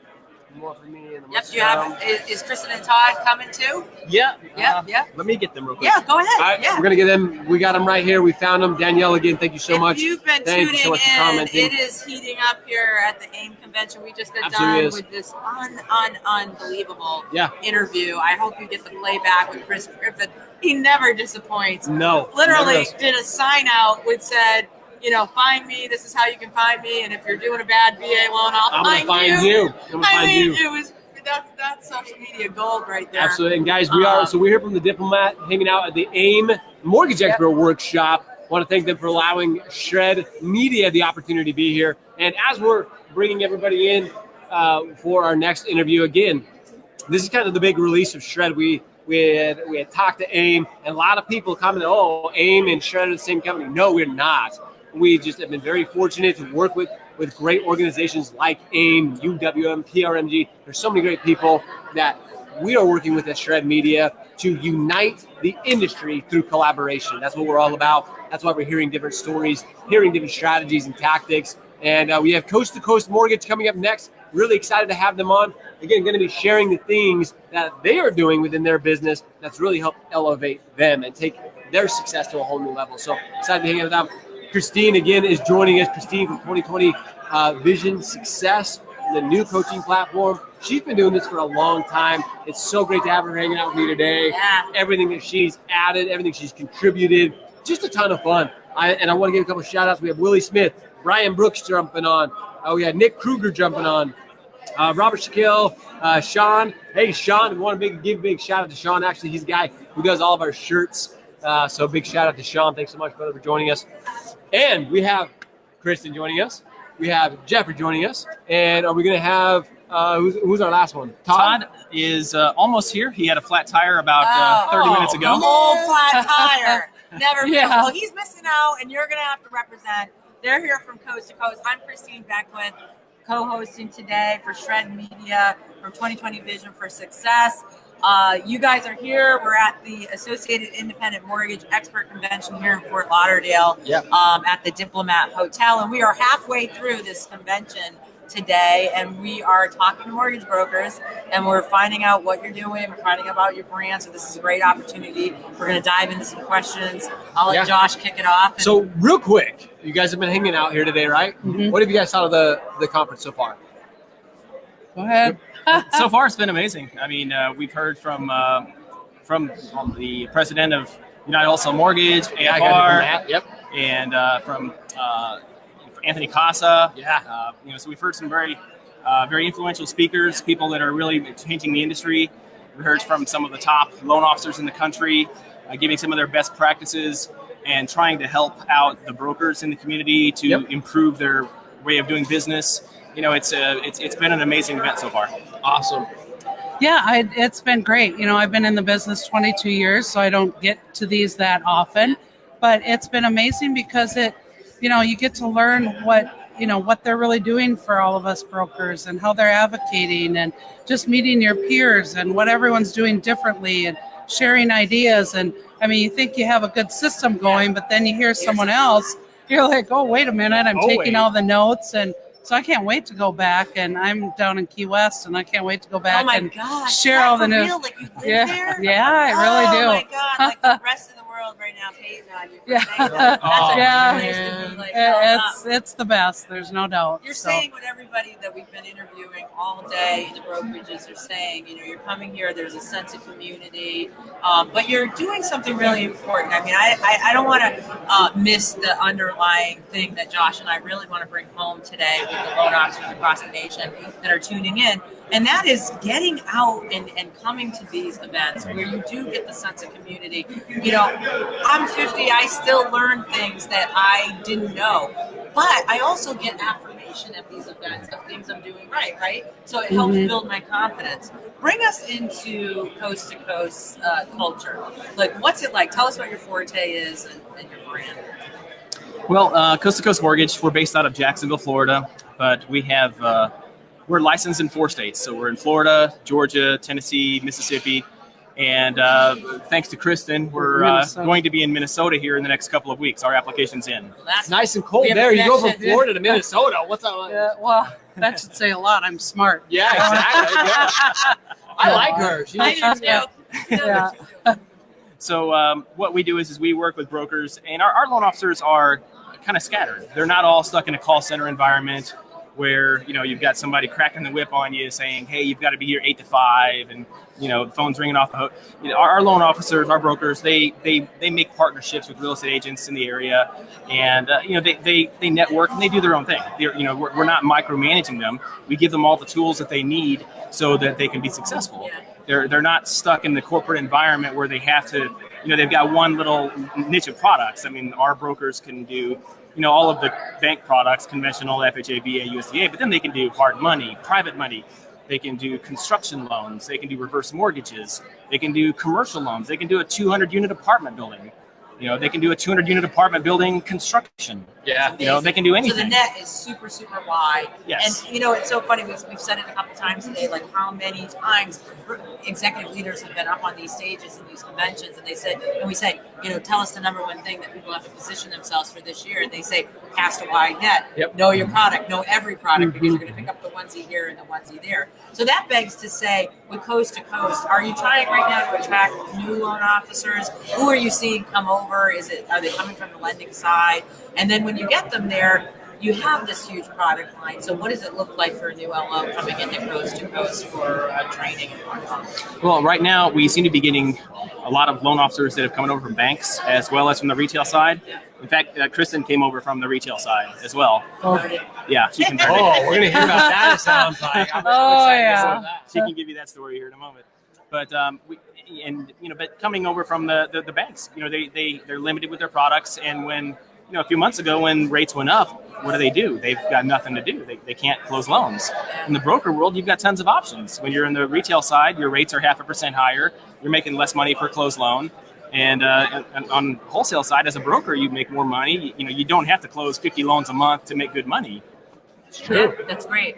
It gives them the edge. So now we have to hear I say, the story. Kristen, now we got to hear the story. Okay, so, well, I owned my own company, mortgage company, for 15 years. And then when I knew I was coming down here, I went to a correspondent lender in Minnesota, which is great. Yeah. You know, I know the owner, you have a close relationship with everybody, but it's not, I'm moving down to the Keys. Every single loan I take is different. There's not one loan that is just normal. Well, we're not normal down there. Yeah. If you've ever been to Key None West. of us are normal, but yeah. So, you know, when I was researching, I was up at 4 a.m. I was on Mortgage Hub on Facebook. I was stressed out, couldn't get this loan done. Well, here comes Jeff, commented on my venting on the mortgage bump. And so we started Facebook messaging, and I'm like, hey, dude, I love your name, Coast to Coast. You know, I'm like, oh, that's perfect for what I want. No, but it wasn't about the name. And then we talked, and I just met him now, and I've been there since January.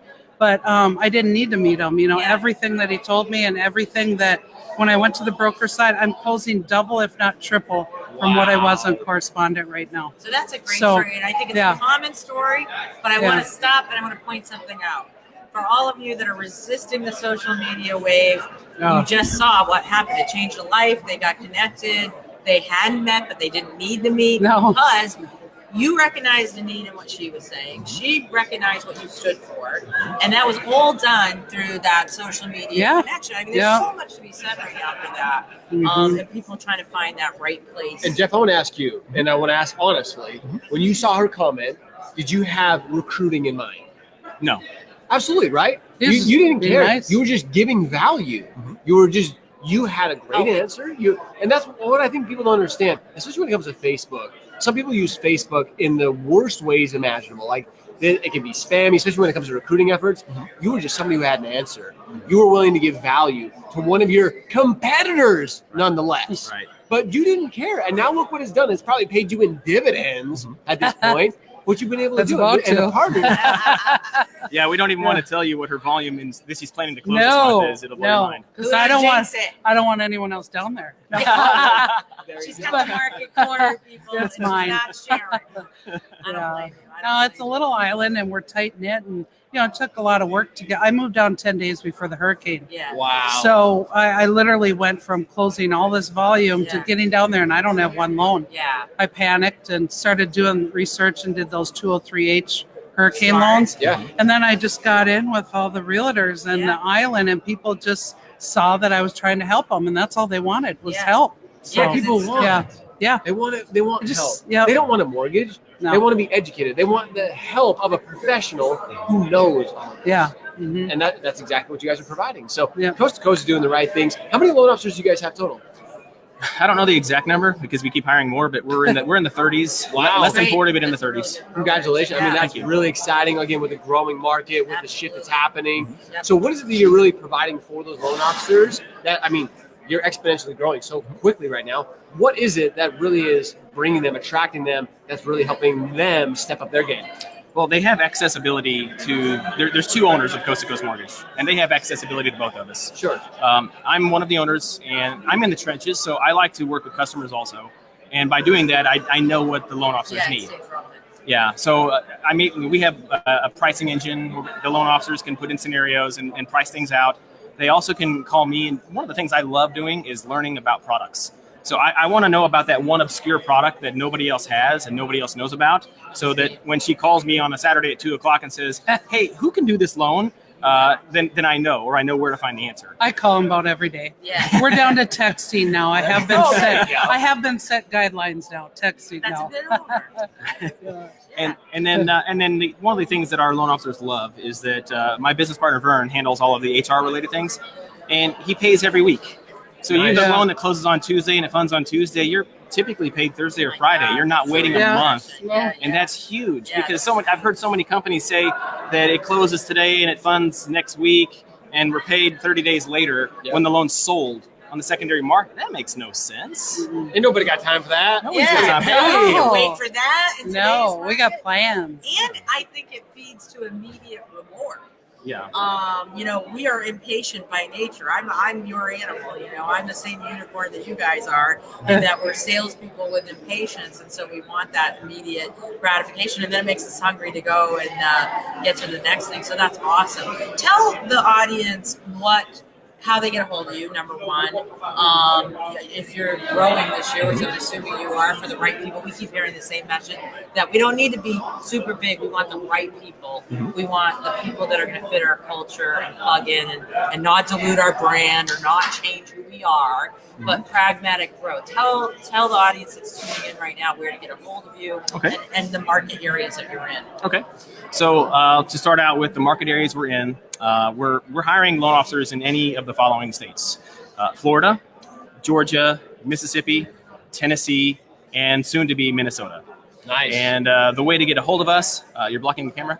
You're good. Jump in, bro. Jump in. Sit on I down, didn't Todd. know we were on that. Yeah. Oh, for Pete's sake. And this is Todd. We're live on Facebook right now. This is I Todd. thought we were on the Todd is radio. Todd, thanks for joining us. Nice How to did the meet you. tire change go? I heard. Well, I didn't change it in this. Thank goodness. That's good. But I did a quick change in the car, Yeah. probably scared some of the other drivers at the stoplights. But we That's got it all right. nice. I poured coffee on this jacket in the Uber this morning, and I had to clean it with a something, and it's manageable. My vision's Anyways. bad. You're good. And No, Todd did send me a picture of him changing the tire. Or Yeah, Mandy we had to sent me a picture of legitimize him that. changing When the you tire. miss the My wife. podcast, Yeah. Oh, yeah. you gotta show Yeah, proof. but thank goodness there was no plumber's crack, so I Yes, appreciate that. no plumber's Yeah. We're going to ask you a question in just a minute. Jeff was just wrapping up, kind of telling the audience where the markets are and how to get a hold of you.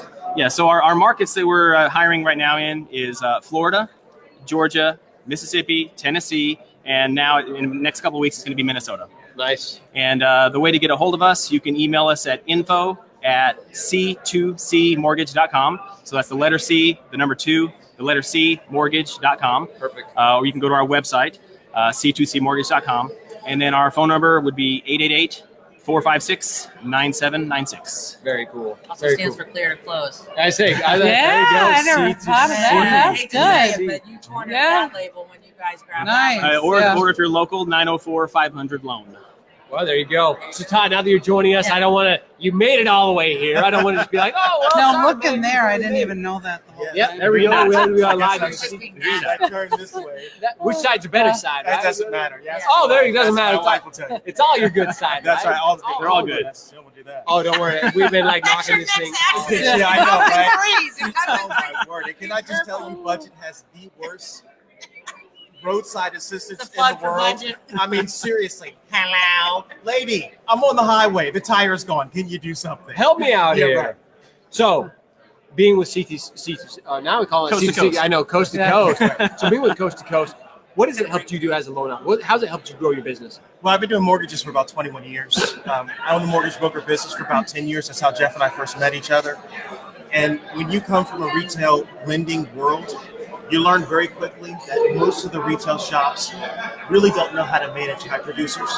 One of the beautiful things about Coast to Coast is they get out of the way. Sure. I worked for Caliber Home Loans before I came here. And quite frankly, the reason why I left is because I got tired of all the meetings and justifications for this, that, and the other. And what happens Better be is... careful. They're right across the way here, bro. That's not my problem. I'm just kidding you. So the problem is that Pipeline. you get to the point where pipeline meetings and all that stuff actually get in the way of originating. And so I talked to Jeff on the phone, and because I'd known him for so many years, he basically said to me, "What are you doing? And I said, I don't know. And he goes, why are you not here? And I said, I don't know. Let me turn my notice in and we can fix that. There you go. So I came to Coast. Jeff and Vern are phenomenal because he's been a loan officer for so many years. Yeah. He understands the work that we have to do. So the processes and the way our lender list is set up, what we have to do to originate a mortgage has been set up by someone who has originated mortgages. And unfortunately, many of the banks that I work for, loan managers had never written a loan before. Wow. So they have no idea the minutia between the meetings and the realtors and all this other stuff. And I love the fact that Jeff, they just get out of the way. But when I call them, they answer. I could call Jeff at 10 o'clock at night. He's an answer phone. Yeah. And that means a lot when you've got a fire. Like I want to put out. hate on the guy that's always available because it begs to the ideology of like no work-life balance. But I am you, and I think because I was that available leader, people connected. So I kudos to you because I think all day long we've asked the same questions, and all day long we've been hearing that the people that really love the place they work has an available leader that they can grab. So. To anyone watching and say, oh, these people, they live their jobs or whatever. I think there's got to be a level of commitment in leadership and ownership. I think there's a heart of an entrepreneur that we don't need to make excuses for, by the way, because it's just who we are and it's how we're wired. And maybe no one's ever going to understand that, but it is a service calling. I think it's very much the same thing that you see in people that join, armed forces or any public-facing service level, EMTs and firemen. I mean, we really are at the beck and call of our industry, and in this case, if you're an owner, the employees. So and also, people like Todd, they're not going to call at 10 o'clock unless it's an absolute emergency. Of course. They respect your boundaries. Unless I want to take him out for a drink or something. Yeah, right. So we've known each other for 20 years. Right. I think. So I mean, it's, even know your family. Yeah. So Jeff used to work for me. Jeff was actually working for a bank. I was in his position years ago when the market was good. Yeah. And I basically had the same conversation with him. Why are you working at a bank? So he came to work for us, and it's full circle. Yeah. My wife, who's standing behind camera, will tell you, when I own the company, I've got 2 little ones and my wife and family. It is hard to find work-life balance, but we do it. And Jeff does it. Vern, the other partner, does it. Coast to Coast is an excellent company to work for. In fact, this is the best company I've ever worked for. Wow. Me too. So, I mean, absolutely. There's an endorsement right there. I say that without. I mean, you got to understand. You got to buy them drinks. I later. know. I guess The bonus is in the mail. I wish. Write that check. I think my comp plan just changed a little bit. I think it went up. Yeah. He knows this. That's not hyperbole. You said you were in management before. Yes. Yep. So 21 years. It is hard being an originator on a regular basis. You have to I make money because of my work. Yeah. Jeff can't make money for me. She can't make money for me. You guys can. Yeah. So the fact that I can work for a company, have work-life balance, and know that the foundation of what I do every day is there, you can't pay for that kind of comfort. Right. So, and Jeff will tell you, and I don't know how he knows this. He'll call me and he'll go, hey, I heard so-and-so company reached out to you. I'm like, how do you know this? Yes. Wow, big How do you brother. find it? And I'm looking up like, bro, I've known you for years. If Todd's going to go anywhere, I'm going to call him up and say, Jeff, I'm out. Yeah. That's not happening. Yeah, I had a conversation with a company last week, and I said to him, I'm sorry, sir, there isn't any amount of money you can pay me to make me leave the company I'm at.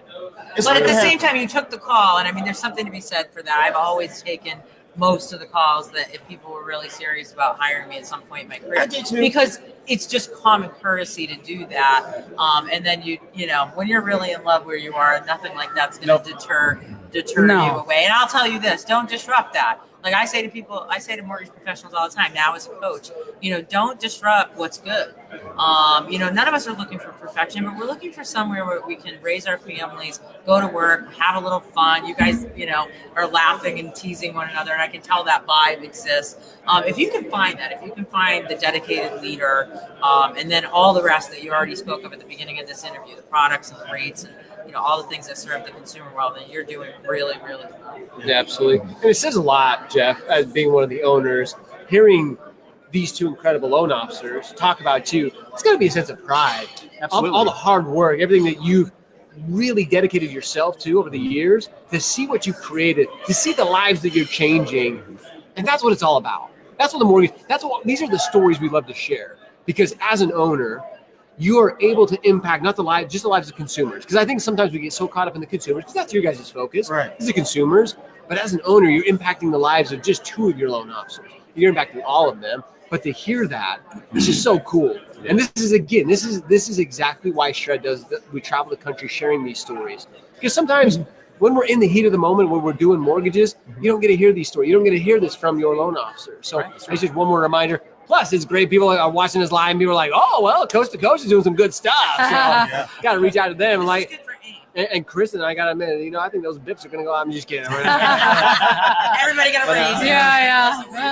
But again, we want to thank you guys so much for joining us, hanging out. Todd, I know it was kind of short-lived for you. Short-lived, and I apologize. No, not at all. But I really appreciate you guys taking some time. Again, Jeff, awesome to come and be we- a part of.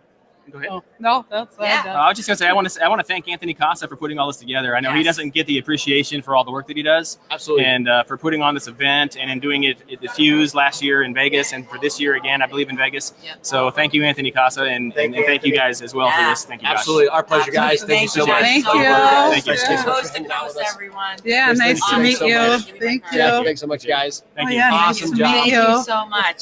Yes. You did a phenomenal job too. Yeah, behind the scenes camera. Without you, we Nice to probably meet wouldn't you. have got here. Right? Thank you so much. Just the fact of She's the the matter. reason why I work so hard. That's So, I mean, right. There's always someone behind the scenes somewhere. Always. Well, I thought we were Somewhere. just on the radio, so I was just looking Yeah, at no, you guys. you're and live. Oh, Yeah. we're live. You look beautiful. See, this is how much I pay attention to. That's all right. It's That's all just right. like, You weren't you doing anything weird. gotta come up. I said, Jeff, I don't go to this shit.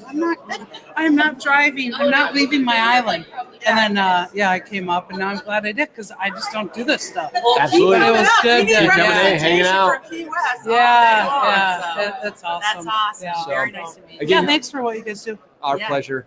Yeah. Guys, again, what a great interview with Costa. Oh, we're always live. We're That's always just all the live. time. Yeah.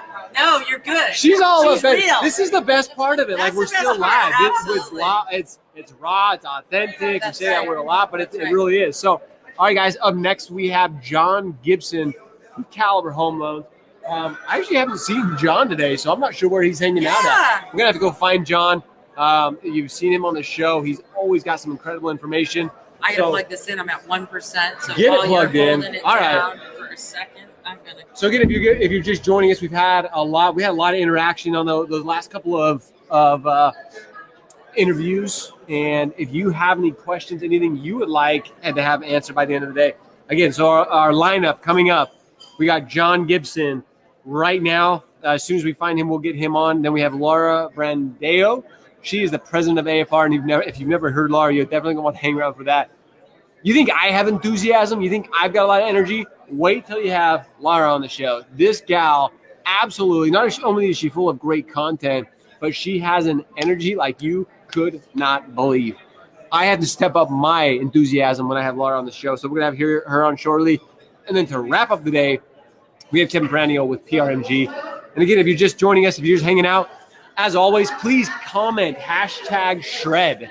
Shred is our live hashtag. So if you're joining us, hanging out with us right now, comment #Shred. #Shred. If you're joining us on the replay, make sure you comment #Hustle, because that means you've been out there hustling, doing the right things, and then you're coming back when you get a free moment to watch what we're up to. So again, #Shred for live, #Hustle if you're joining us on the replay. John Tallinger. Oh, you guys, we got a few minutes, and I'm going to hang out with John Tallinger. Ladies and gentlemen, you saw him earlier today. Class evaluation, John Tallinger. What is up, brother? Oh, man, how are you? What you up to, man? Oh, man. Guys, if you don't know Hitting the John, circuit. John is absolutely another one of those people that is benefiting in our industry in so many ways. He's full of incredible knowledge, expertise. You've been doing a lot of great things for the industry. But what are you up to, man? What are you doing? I'm quite honestly, I'm in the midst of the biggest travel surge I've ever had in my life. So my dear wife is the most amazing person in the world. 3 young ones at home. So wow. What ages? All 3 girls, 8, 5, and 2, and they've been taking turns being sick lately. So I'm hearing about it right now. But so the good thing is this is a big travel stretch. March, April, May are all pretty busy. Makes you feel any better? Same here. I know. It's But funny. I think that's indicative of when I look at the whole year, and of course there's conferences everywhere and all the time, but there is a heavy concentration of the important ones. Oh yeah. April and May, and this is my, I think, 4th week on the road, and I'm staring down like 3 more weeks, and it is not for the faint of heart. No, Like absolutely not. When you are a road warrior for your business, and it's vital to be the face of the business and be out there. I've seen Jonathan at a number of places, but you do, again, it goes back to what you do. I met Jonathan a while ago. He's a sponsor of Mortgage News Network show that I did, Power Women, which was hugely brave because it was one of the first women advocates. Hey, being a father of 3 girls, That's smart. Andrew's tried to pitch me on a lot of things before, and no, maybe, yeah, and that was a perfect fit, and it was great. Made some great relationships there.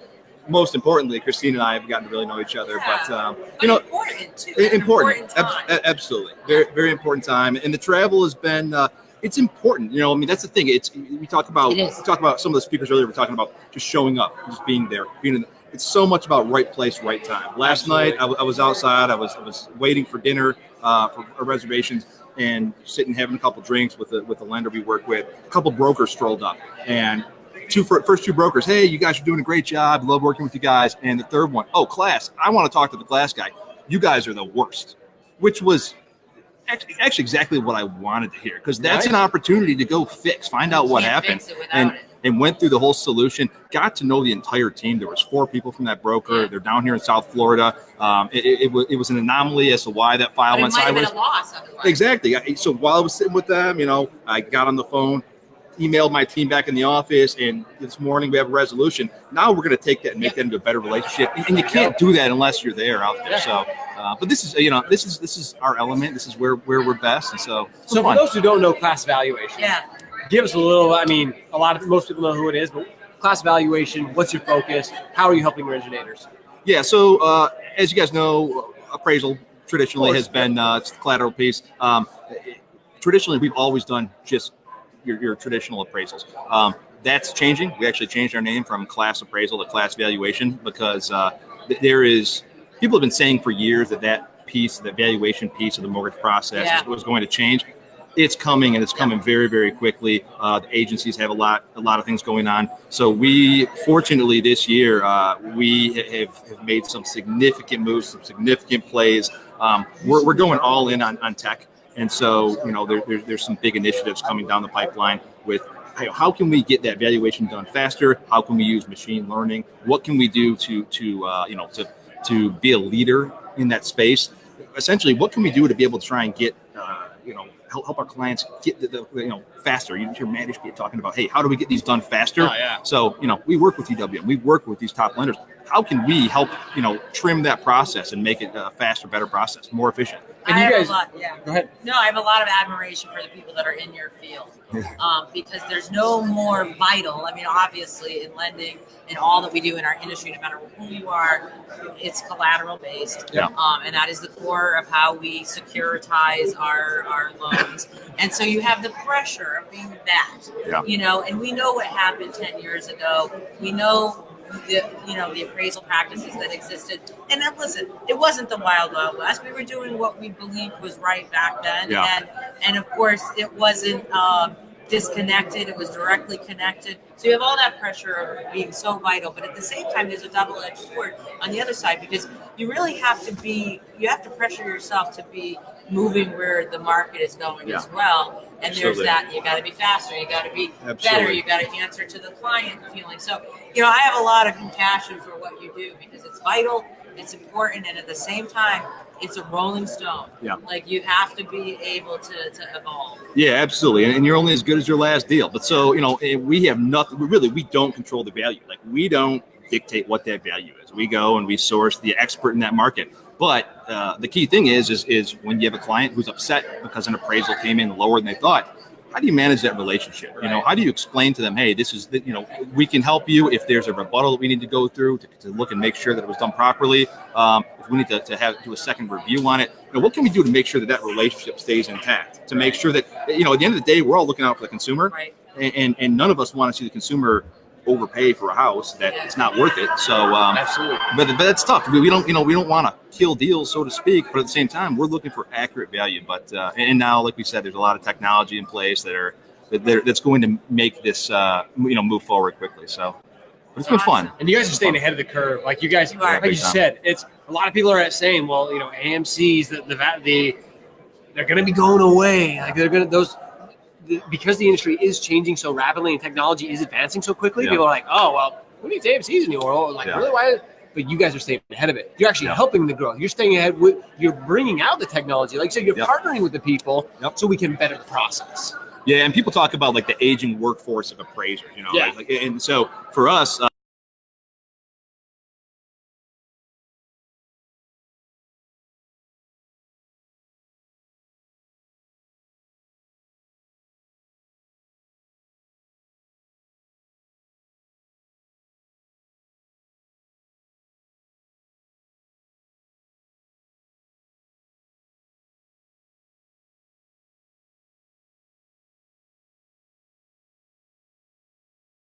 Is going to change. So data, we talk all the time about data. You were talking about data earlier, and there's so many tools now that we can leverage, so many things that we can use to get data. So we've invested in some things. We invested in a company out of Silicon Valley called Inside Maps. That's a game changer. It's really cool. Goes in. I always took a lot of pride when I was appraising on how accurately I could measure and sketch a house, and I'm schlepping around the outside of the property in my boots, getting mud everywhere. We have this technology now where this camera, it's actually, you can do it on iPhone, it's proprietary, and it scans 300 pictures per room, and it timestamps. So you talk about securitization and not being able to go in and alter those photos or anything like that. Truly be able to determine what that condition of that property is. So the end user, so like the underwriter can see not just the appraiser's pixelated 10 pictures they put in there. They can see the whole data set of all the pictures that are in there, geocoding, smart tagging. There's all these things. But we want to move forward with the appraiser on that front. So find ways to make their job easier. So they might not have to take as much time at the property. Find ways for them to be able to get more jobs done faster, more efficiently. So we're doing a lot of things on that front. It's exciting, and like you said, for us, adapt or die. We want to be ahead of that curve, and we certainly want to help bring more young blood into the industry and help it grow. And you're doing different things. I mean, just the fact that you did sponsor a show like I was on for Mortgage News Network is so huge, because obviously that's different than appraisals, and it's stepping outside of your box and being in a zone where you're willing to try new things. And I think we all know that social media is bringing us there. I see you out there doing it, at events like this and in different ways. And I just think it's so huge. So and you do. You talk about stepping out of your comfort zone, and I don't know how some of you guys, getting up on stage, that stuff's not easy. And even some of the social media stuff is tricky sometimes. But getting out there. Guys, what do I miss? Mark Summers, president of AIME. Two of these guys. I mean, we got some killers. So, really oh boy, here we go. Right, Mark Summers. If you don't know him, the president of AIME. And AIME, again, thank you so much for the event you guys put on here. Absolutely killer. We tried to pull Anthony. We know we're not going to pull Anthony. He doesn't want Good luck. Good luck trying to get him. But so, I mean, these two guys, again, we talk about class evaluation, talk about AIME, the things that you guys are doing. The fact that we're able to bring gentlemen like you to collaborate on ideas, strategize together, that's what's moving our industry forward. Right. Yep. So talk a little bit about that. John, you can touch on that. Mark, you can talk on that. But as we see the future continue to grow, how does it benefit the industry as a whole? Yeah, well, the one thing I'll say really quickly is for us, we work with we work with retail, wholesale, correspondent.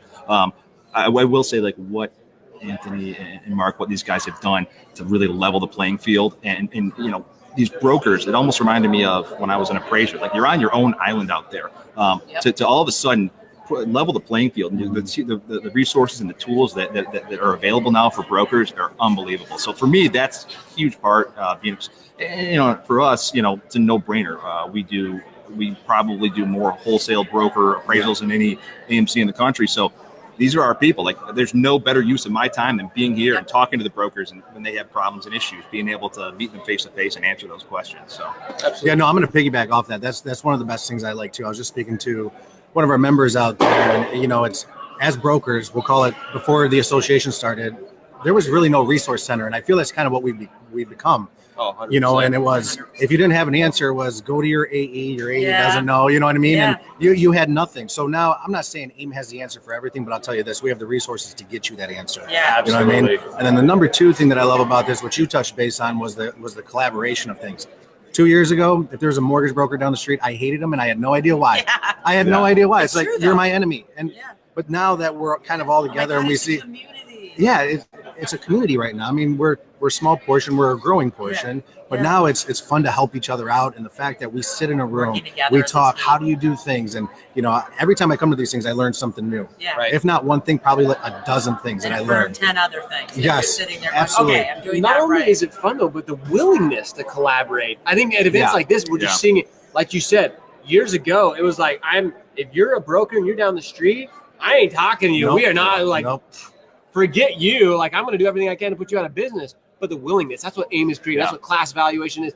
We're bringing this together and creating that sense of like, hey, I'm willing to share. I mentioned this a couple times. You had the top producers on stage a while ago. There was no secrets. They weren't holding back. They were talking compensation. They were talking about strategies that they are implementing in their business. They were giving it all away. Yeah. They're doing it willingly. And that's what AIME continues to provide is that platform for us to collaborate.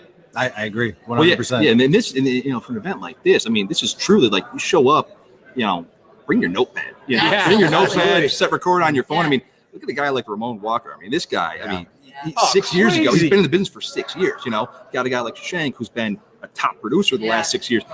Ramon came into the business 6 years ago, and he's number 11 in the country. I mean, Dude, yeah, I want to hear what's That your doesn't breathe what's your hope. I daily don't know what routine? What do does. you do? What are you eating for breakfast? I mean, I want to hear all of that, Really? So- I'm going to eat that tomorrow. exactly, right? We went through this whole list, and without reciting who's here, just some highlights on here. Brian Vo from Flagstar, Chris Griffith. It's been like the rock star lineup all day long, and it continues. We're gonna have Kevin Peranio up here, Laura Brandeo, but broker after broker that's come and sat down today. We haven't been shamelessly trying to plug anything. We've just been sitting here interviewing them, highlighting their business. They're here highlighting AIME, but they have all of them consistently stopped for 2 or 3 minutes, whether it was at the beginning of their interview or the end, and said how meaningful this is. So whether you realize that by your own naked eyes or not, I think there's just a real sense of community. When you ask the broker why you're here, when you ask Chris Griffith or Michelle Rodriguez comes to mind. These are brokers that are growing. They're in different market hubs. Their businesses are very different from one another, and they all are like, I'm here because I need to know where it's going. I need to know where the answers are. I need to have a sense of community. I need to talk to other brokers like me. I need to, solve to where I'm going to be technology wise. And so it has to be really great. And it's been really great for me over the last 6 months to learn what AIME is doing and understand that community. And I'm one of those people, and I'll end by saying this is kind of like my one plug for AIME today, is that listening, like I'm listening. Yeah. And if you listen, like Chris Griffith is controversial because he's loud and boisterous, but when you listen to that man, that is the heart of an entrepreneur. Represents everything we all represent, and he stands for something. Yeah. And he's willing to stand up for that thing, and that's true too about Anthony, I think. And I think yes, and I know in the ways that he does it, it's vehement. But you could not have you or him. Because when you're the head of the lion, when you're at the top of that, you have to have that. You have to have that fearless leadership and be willing to call out and lead, because you have hundreds, thousands of people behind you. So if you're wondering today what the event's doing for everybody, people are walking around and they're feeling really affirmed about being here. And just really quick to piggyback on that, credit to these guys. I got to tell you, we're looking at, hundreds and hundreds of independent mortgage brokers. These aren't just Florida brokers, Right. around the country, That's California, right. That's people going right. from all over the country. And I can tell you right now, when they're not in the office, that they're losing business. They're not making calls to get new loans that they could be doing. And it's not like, if you're a small independent mortgage broker, it's not like you have a big expense account, that you're going to go on the corporate company's dime. they're coming here. So you have to provide serious value. Give a compelling reason, and you guys have done that. You've given a compelling reason. I mean, I look forward to it, an opportunity to be in front of these brokers. And so, when they come to us with feedback, I mean, that's what we're looking for. And you guys too. I mean, every time I see brokers coming up to you guys, hey, great job. I thought maybe we could do this next time, and you guys are listening. So it like you talked about, cohesion and cohesiveness. I love, credit to you guys for getting all these amazing brokers from around the country here. Absolutely. It's great. I agree with John. Thank you. Kudos to you guys for doing incredible things. So anyway, didn't mean to pull you guys away from your business. No, you're fine. It's always about grabbing. Great redesign. I like this. I like this. Awesome. So I'm getting you guys hats. Yeah, I know you guys will actually wear hats. I'm going to order shirts. I'm going to order hats, and I'm going to start doing the sport coat. The sport coat with like the trendy shirt underneath. Yeah, I spilled coffee on my. Of course, Exactly. I haven't spilled coffee in months, but I did it on my white blazer today. I'm dressed down purposely because I said I'm gonna leave my Hillary Clinton pantsuit at home if I'm gonna be at the Shred Media booth. I've got to wear jeans, right? I can't go the other way. Keep it casual. So that's right. You guys are awesome. Yes, huge. you. You guys on social media, absolutely killing it. So keep it up. We Thanks, appreciate guys. it. Appreciate it. You get the word out for us, and that's what it's about. Yep. Uniting the industry through collaboration. 100%, guys. We're all about it. So thanks so much, guys. Thanks so much, Hanging guys. out with us. Appreciate it. Appreciate it, guys. Thank you. So again, two great gentlemen that are willing just to share, to hear everything that they're doing, how they're impacting the lives of originators all across the country. John said it too. Yeah. This isn't just Florida. Like we have people from Arizona. I mean, Lisa and Matt, who were on the show earlier, they were from Arizona. Yeah. Shelby Elias, who joined us for a second from California. All across the country. Yeah. It is these type of events. People are willing, and I love what John said. Corporate accounts aren't paying for these. No. Like, they're paying for it out of their own pocket. Yeah, they're investing. like, hey, I'm willing to invest in myself to become better, to go surround myself with the best of the best in the country. I'm going there. Yeah. And they're doing it. And it's super And they're going to exciting. get bigger and bigger. Like Oh, I absolutely. can completely see and forecast, and I'll say it here, that I can tell just based on the events that I've seen you guys be a party to, it's going to get bigger. It's going to get more widespread. People are going to see what we're doing with spreading the word, and they're going to pick up momentum, and especially with the wind at their sails. 100%. So 100%. awesome. We've got. I say we lost John Gibson. I'm not sure where he's I don't know at. either, but have Laura's here. Laura coming. Laura is here. We're And going to jump she right into can't- Laura. Like, Laura and I's trains we're live right now talking. Come so on in, Laura. in. We are ready to go, hanging Laura out. and I are on the same, we literally are on parallel tracks. It's like our worlds collided, and now the trains are attached, and we're just going to keep chugging down the track. We are. Awesome, right? Isn't it? Absolutely I went over awesome, and guys. saw I'm warning you right now. I said this earlier. Strap yourselves in. Anybody has more enthusiasm and energy, it's Laura Brandeo. And I'm really excited. A couple of shout outs before we get going. Yeah. Stacy for joining us, Michael for joining us, Alec Hansen just jumped on. But again, Laura Brandeo, great job with the top originator panel this morning. I really love that Wow. you came on after with the questions. I thought that was amazing. I Did loved they give you a it. heads up on that? No, I none of didn't us even- knew. All of a sudden it's like, oh, hey, by the way, Josh, you want to do it? I'm like, okay, let's roll with it. Let's do this. It was So- great. Feels like an anchor. But you did phenomenal. I So, appreciate it. again, if you guys don't know Laura, she is the president of AFR with the wholesale side, and just absolutely, you've really grown that. For anybody, I don't want to steal your thunder. Anybody who doesn't know you and what you've done for AFR, go share a little bit about all that you've done for them. Well, AFR is my baby. Call me mom, with this. And essentially in 2007, when the whole thing was crumbling in the industry, when the industry was crumbling, our CEO, got to give a shout out to our CEO, Rich Dubnoff, he had the foresight of actually saying, you know what? Although all this bad is happening in the industry, this could be a great opportunity to actually kind of be a phoenix rising here and have a safe haven for brokers. Now it goes back, it's so funny that we're doing this wrap around here, but AFR Wholesale started broker only. That's all we did. One program, FHA down to 500. Yeah. That was it. Wow. And think about that. I'm like, wow, 12 years later, here we are back to the shift of the broker and going back to roots. And I mean, it's amazing. So, but isn't it a blessing that you found yourself exactly where it's so nice when you catch a tide of something and you're where you're supposed to be? Absolutely. You're in the business, you're ahead of it. We've talked about this, AFR positioned themselves ahead of the curve. Yeah. The market was falling down, people were getting out, and you guys were setting up to bring it in. Yep. And Laura's not going to brag about herself, so I'm going to take a couple minutes. Christine knows this about me. She will.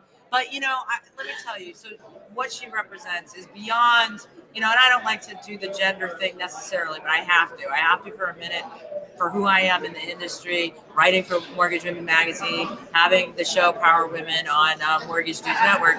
Laura is one of the premier C-suite women in the industry. What comes with that is a serious level of responsibility, because we have, hundreds and hundreds of women that are looking up to us as leaders. And at a time, and we've had, the candid conversations that we didn't always have those female leaders. They didn't exist. We kind of were the pioneers of that, in the male domination. And so beyond being just a powerful professional, someone that has survived the bad markets and led through that, she's the unicorn on top of it. And so, there's a lot to be said. I can say it as a unicorn. I feel comfortable saying it as one, that it's one thing to survive in the troops. It's another thing when you look around and you're the only one of your kind in the troops, and being able to, But isn't that amazing in itself? Is that, and I know, Josh, I'll kick it back to something I see you all the time on your social media. You're always promoting. You don't have to be like everybody else. That's right. Yeah, Pave actually, I think this morning you actually had a quote about that. And you said, it's okay if you're the only one, or it's okay you're doing something different. And I think that's an important message to our industry as a whole right now. Yeah. I was having lunch. I'm sitting down with a few people I didn't know, and we're having a conversation. And the gentleman currently works for a large retailer. And he's like, I'm scared. And I said, what are you scared of? And he says, I'm scared because what do I do if I have a technology question and I can't call the technology department? Right? Just like that was what he thought of. Yeah. And so I said, well, let's think of what would you do if you didn't have the technology department?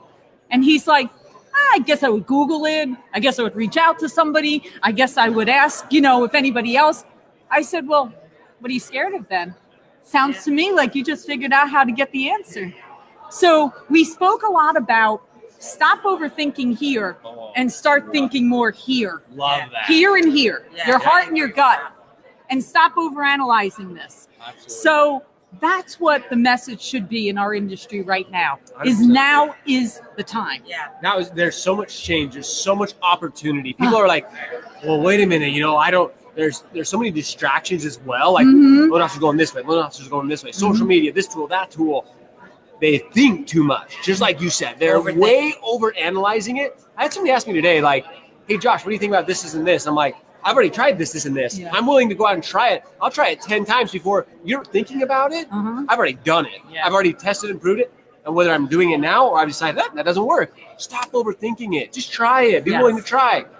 With that being said, though, you've got to give it enough time to actually see if it's going to be effective for you in your business. Yeah, so. And we all have that ADD in our business. We know. We're all like ping-ponging all over the place, like squirrel, we're like looking all over the place.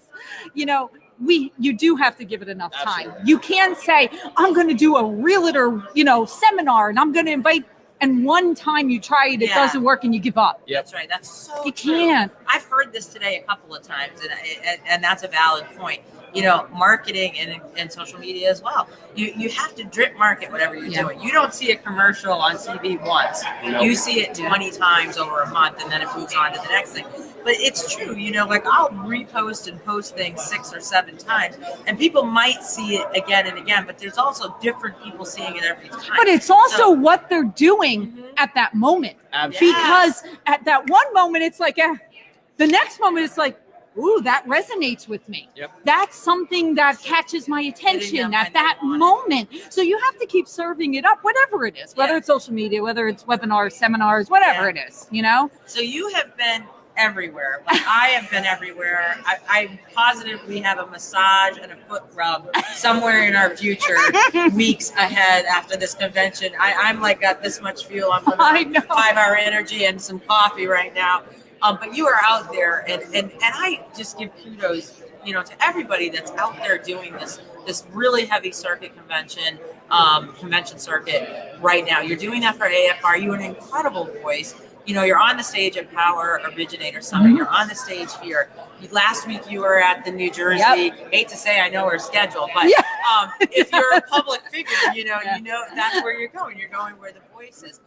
Tell everybody that's tuning in that may not be, familiar with AFR, what you represent, where you are, and if they're in LO, how they would get a hold of you. Yeah, absolutely. Appreciate that. And it's funny. So we said that I started 12 years ago as we were, rising from this. Yeah. And then for anybody out there, I don't care whether you're one LO or whether you're a larger company or somewhere in the middle. When you're building something, building a brand, building yourself, whatever it is, you go through this cycle of, well, who am I? Yeah. Meaning, what is that brand identity? Yep. And I can tell you for my own company, for AFR, we went through that. Well, are you the cheapest rate? Are you the fastest service? Am I a niche player? Am I correspondent? Am I broker? Right? And you go through these cycles, right? Almost like I call it. You go through your infancy, and then you go through your teenage years, and then you're mature, right? Yeah. Okay, so we as a company decided we were going to own a certain space, okay? We're not going to be everything to everybody. I'm going to be the best at renovation, construction to permanent, one-time closed construction lending, and manufactured housing. So I'm a full service. I can do it all. Yeah. But those are the things that we are experts in. Absolutely. And so as far as how to get a hold of us and who we are, so it's afrwholesale.com. I have this running thing that I keep saying that if you actually call the main number, half the time you're even going to get me on the phone as long as I'm not at a conference. So I'm very, very dedicated to the clients and to the education and to the marketplace because these are programs that are underutilized, not being taken advantage of in our market. And we want to be your partner with that. I was going to say just that. There's so many people when they see modular manufactured, there's like, oh, I'm done. I don't want it. Like, oh, sorry, I can't. I'm just going to toss it off on somebody else. Right. But if you get educated, if you work with somebody like AFR, they're not as bad as you think they are. It is not. It really isn't. And honestly, it's money on the table that you're walking away from. It's an underserved market, it too. Is. There's so much opportunity there. And if you just did, again, we talk about niche. I hate the word because it sounds so cliche. Excuse me.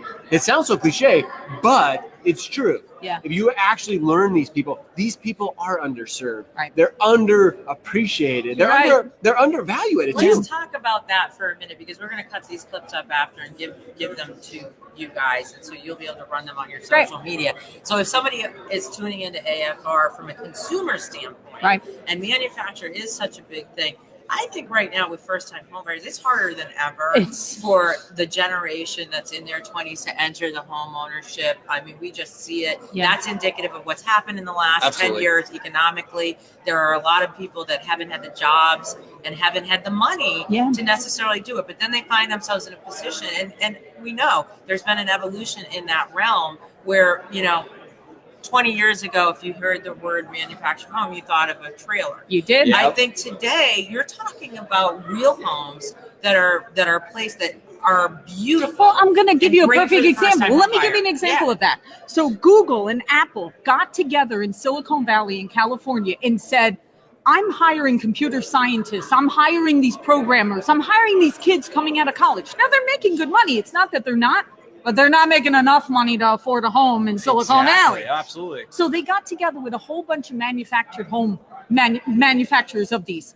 They made them smart homes. They made them green homes. They are fully customized for these kids that are coming to work in Silicon Valley because it was the affordable option to allow them to be able to own a home. These are beautiful, smart. Like I said, you walk in, you just keep saying, turn the lights on, do the, whatever.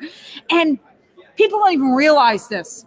People think of the trailer park, or they think of the tin can. This is what's happening out in the manufactured world. No one's talking about it. Yeah. Wow. See, there you go.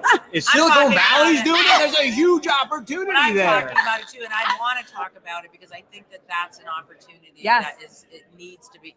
I hope you advocate for it because I think there's a lot of generational people coming up that need that start. Yep. And they need to get in there. And I'll go even further. There's a lot of people that just need a good, solid roof over their head, Sure.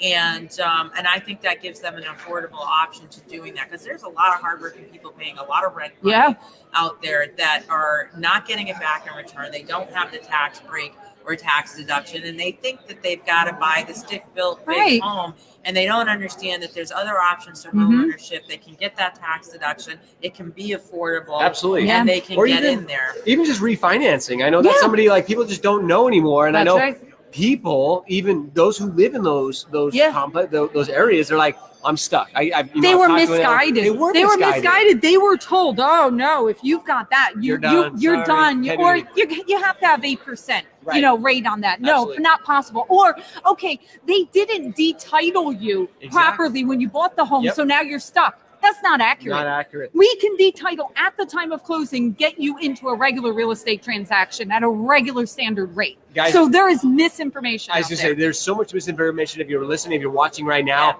whether you're a consumer, whether you're a loan officer, real estate agent, if you know somebody in this situation, reach out to us so Laura can help you. Like, absolutely, you're not stuck. And I think that's what you are advocating so hard is there's so much opportunity. You're not stuck. No. There is options for you. There are. And loan officers, more than anybody, they just need to be educated on it. That's right. And that's why we have so much respect and so much love for you because you're advocating so hard for that. Thank you. So it's so very exciting. And as you can see, guys, the energy and the passion that she has is just up. Like I said, I have to step my enthusiasm levels here when I'm hanging out with Laura. It's like, I got to go. I got to step it up because she's in the back there. of the room when she was on stage moderating, standing next to Anthony Casa, and I said, I just love her. And he said, so do I. And I said, we both said about the passion that she brings. And you can tell that you love what you do. I do. And I think that represents AFR. We know we attract like people. Yeah. I think you probably have a real great compass and magnet for your company.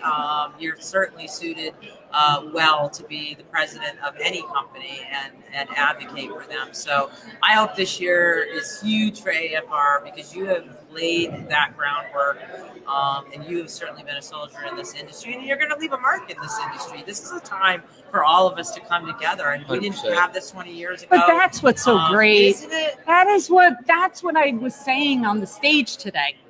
The part that brings me such joy is for the first time we're all coming together, helping each other. That in turn goes back to the families we're helping. Exactly. Right. And if Setting we everything do that, it all works out. It's just refreshing. It is. You know, for so many years, your competitors, I'll tell a really short because I don't want to monopolize your time, but I went to, and I'll leave names out, but I went to an Annapolis convention for a real estate brand, brought my top guys. We flew there and we got literally set up in an atmosphere like this. And we got asked within 15 minutes before the convention was supposed to start, and we were supposed to be introduced at the start of the convention. We were one of the big sponsors. We got asked to leave. This was years ago, like 10, 12 years ago, because our competition was a bank that I'll leave nameless at the convention, and they had an MSA, old days, right, with the realtor. And they didn't like it. They didn't like us being here. But that's a story about what it used to be like. That's a story of the wild, wild west days when, you wouldn't have done that because I would hope today, I'm sure I'd haunt too because my microphone's gotten bigger over the last 12 years. So now I'm here to live to tell this story. But, those days are gone. They are. They are.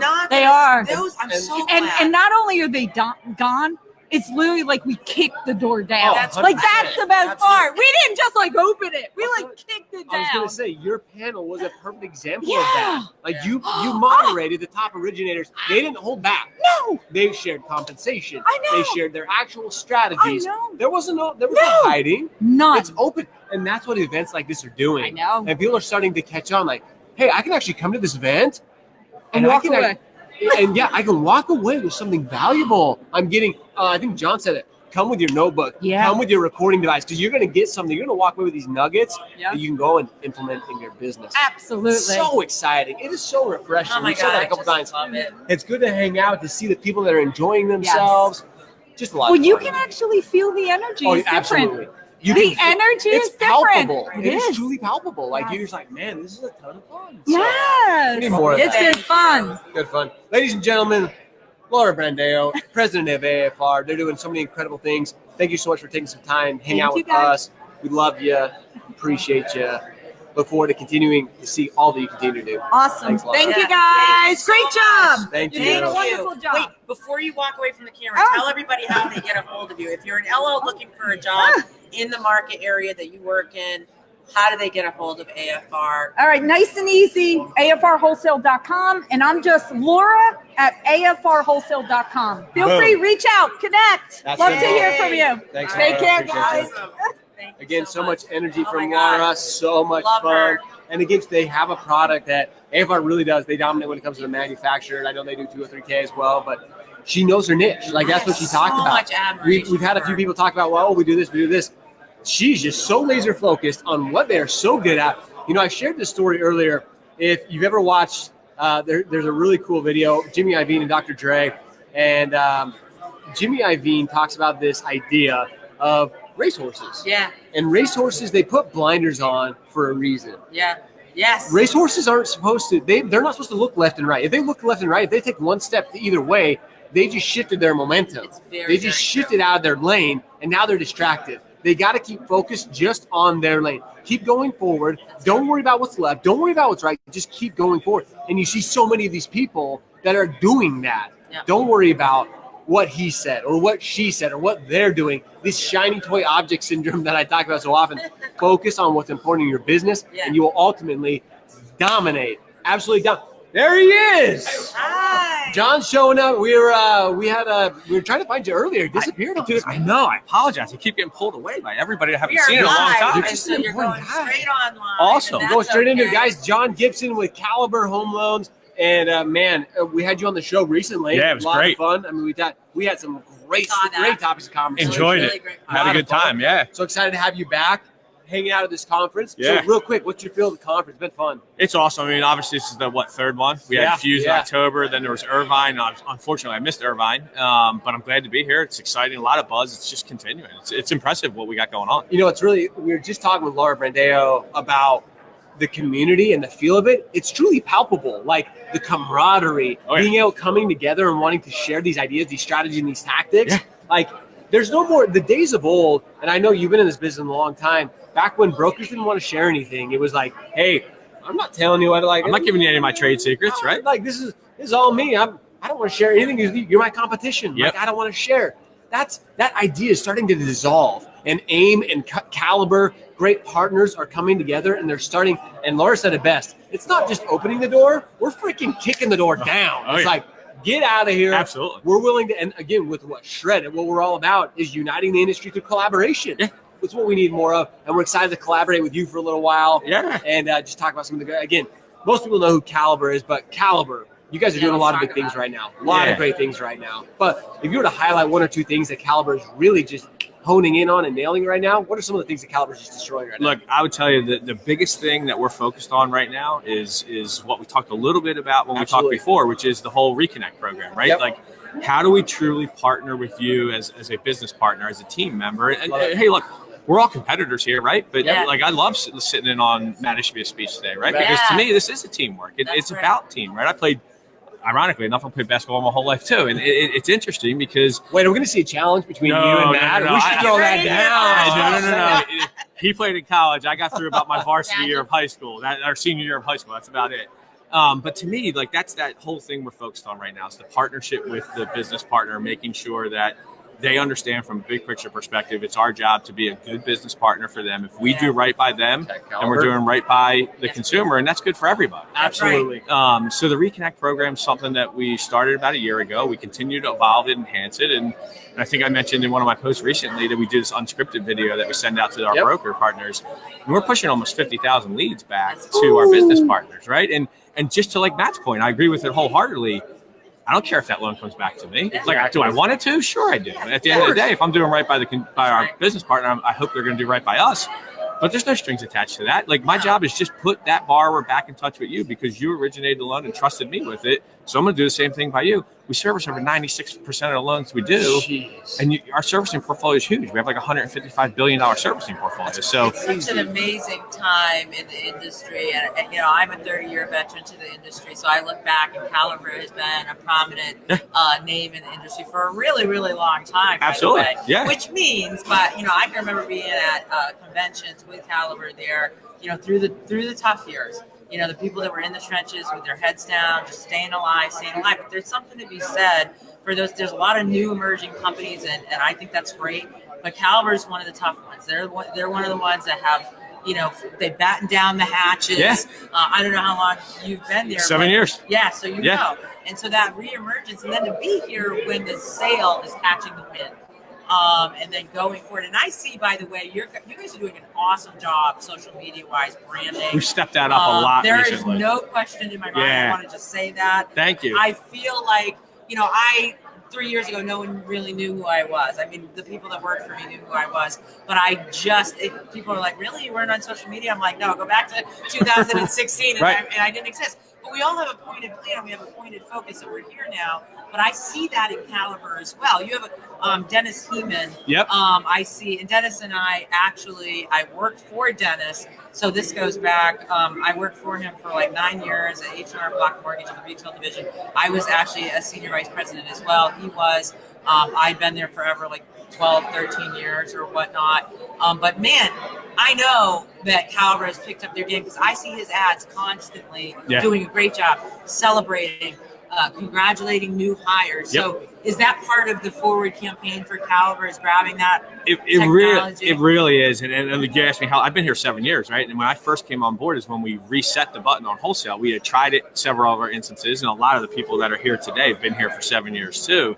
And I remember the first month we did 40 million. We were like high-fiving each other in a room, like, hey, we've made it, right? Yeah. And now but we always had a long-term vision, right, of what we wanted to be. And it all rooted around supporting the wholesale broker in the community.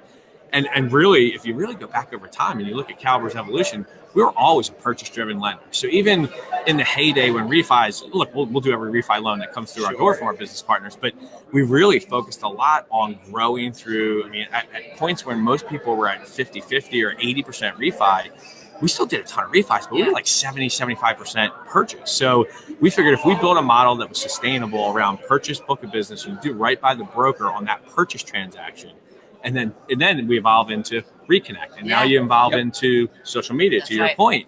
So we've really spent a lot of time over the last couple of months focusing on things like our unscripted videos. You're seeing a lot more of us on LinkedIn. You're seeing a lot more on Facebook right now. So we're definitely, and we just had our top 10 brokers in the country in for 2018 in the headquarters for a 2-day meeting, and got a ton of good feedback from them. Things that we're going to be actionable and we're going to be able to implement on in the next 90 to 120 days. So it was good. You're listening you're listening. You're actually listening, saying, hey, this is what the top 10 are doing. Here's how we can get better. Here's what we can learn. Yeah. Here's how we implement going forward. Absolutely. It's so cool to You're see. evolving. Yeah, you have to evolve. And you mentioned something that I'm really excited about, because we keep talking about this collaboration. You mentioned Matt Ishbia, UWM. Yeah.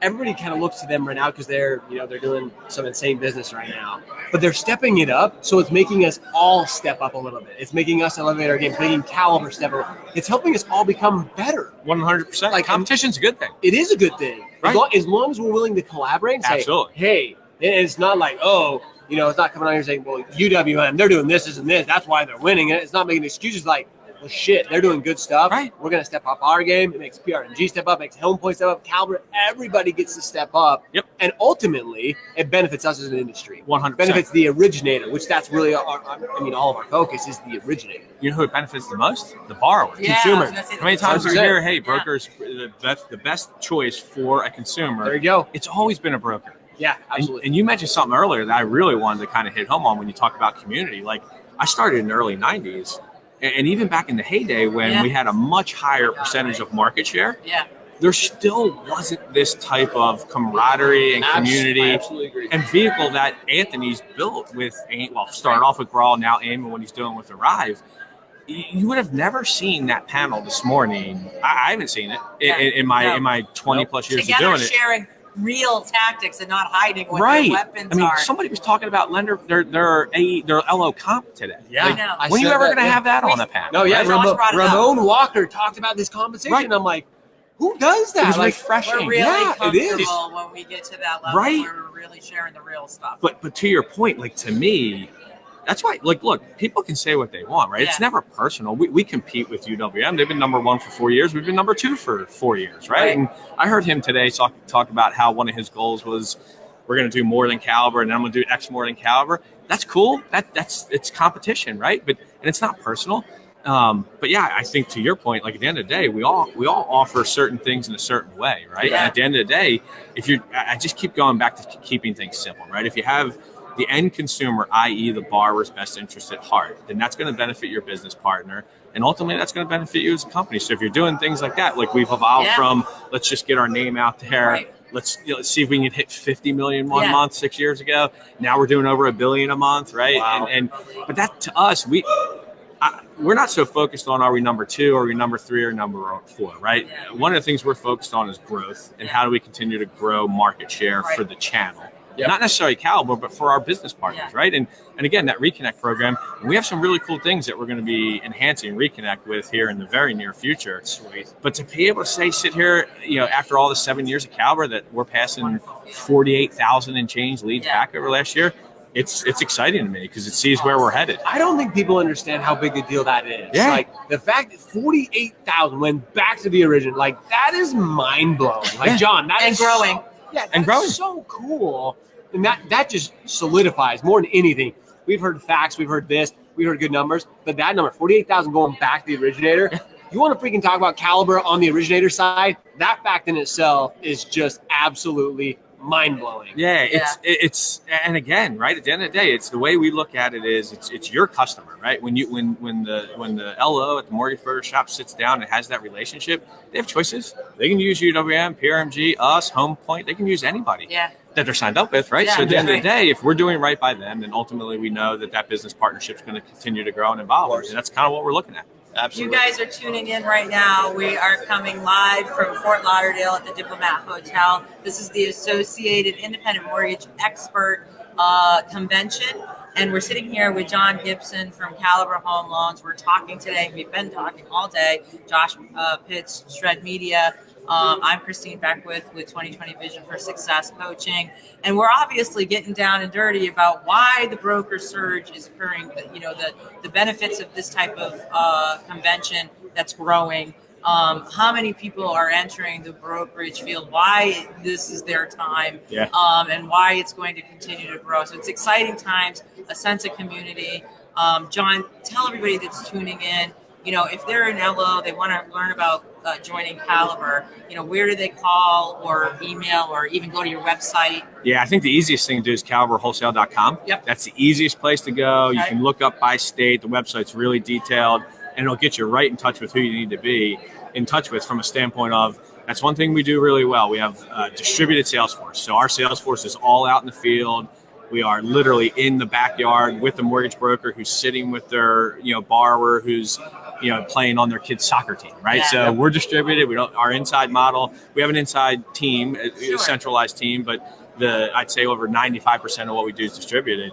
So yeah, if you went on the Caliber's website, caliberwholesale.com, that'll get you right in touch with where you need to be. And then also there's a section on there about becoming an approved broker or approved partner, and it'll walk you actually through exactly what you need to do, and it'll actually put you in contact with somebody. Those are the resources. Super exciting. Yep, exactly. And John, it's always a pleasure when we get to sit down with you, hear the incredible things that Caliber's doing, that you are personally doing for the entire industry, for the originator, and ultimately, like you said, for the end consumer. Exactly. So thanks so much for taking a few minutes. Yeah, and look, hey. we got KB. He's going to come in. Next guy up. No, look at this. See, look at this guy. You see this hug going on? We saw it earlier from a KB. Yeah, Good group. You see this collaboration. You see this two top executives in the industry willing to stand next to each other, willing to shake hands. Man. We didn't tell you there's going to be an arm wrestle competition. Oh, God. I'm out. That's not. I'm out. So I'm a little under the weather today, so I'm out. Oh, you're I'm gonna date myself just a little bit. Are we still on here? You're live. You're on. So I used to work starting in 2001 at a wholesale lender called First Magnus. And there's a guy named Phil Shoemaker who used to work there. And he helped with this team write the software we use called Loan Tracker. No kidding. So during the crash, when when First Magnus went out of business, the guys who started First Magnus, they started Stonewater. So they renamed Loan Tracker H2O. But then the guys couldn't quite get that off the ground. The crash kind of was still lingering over them.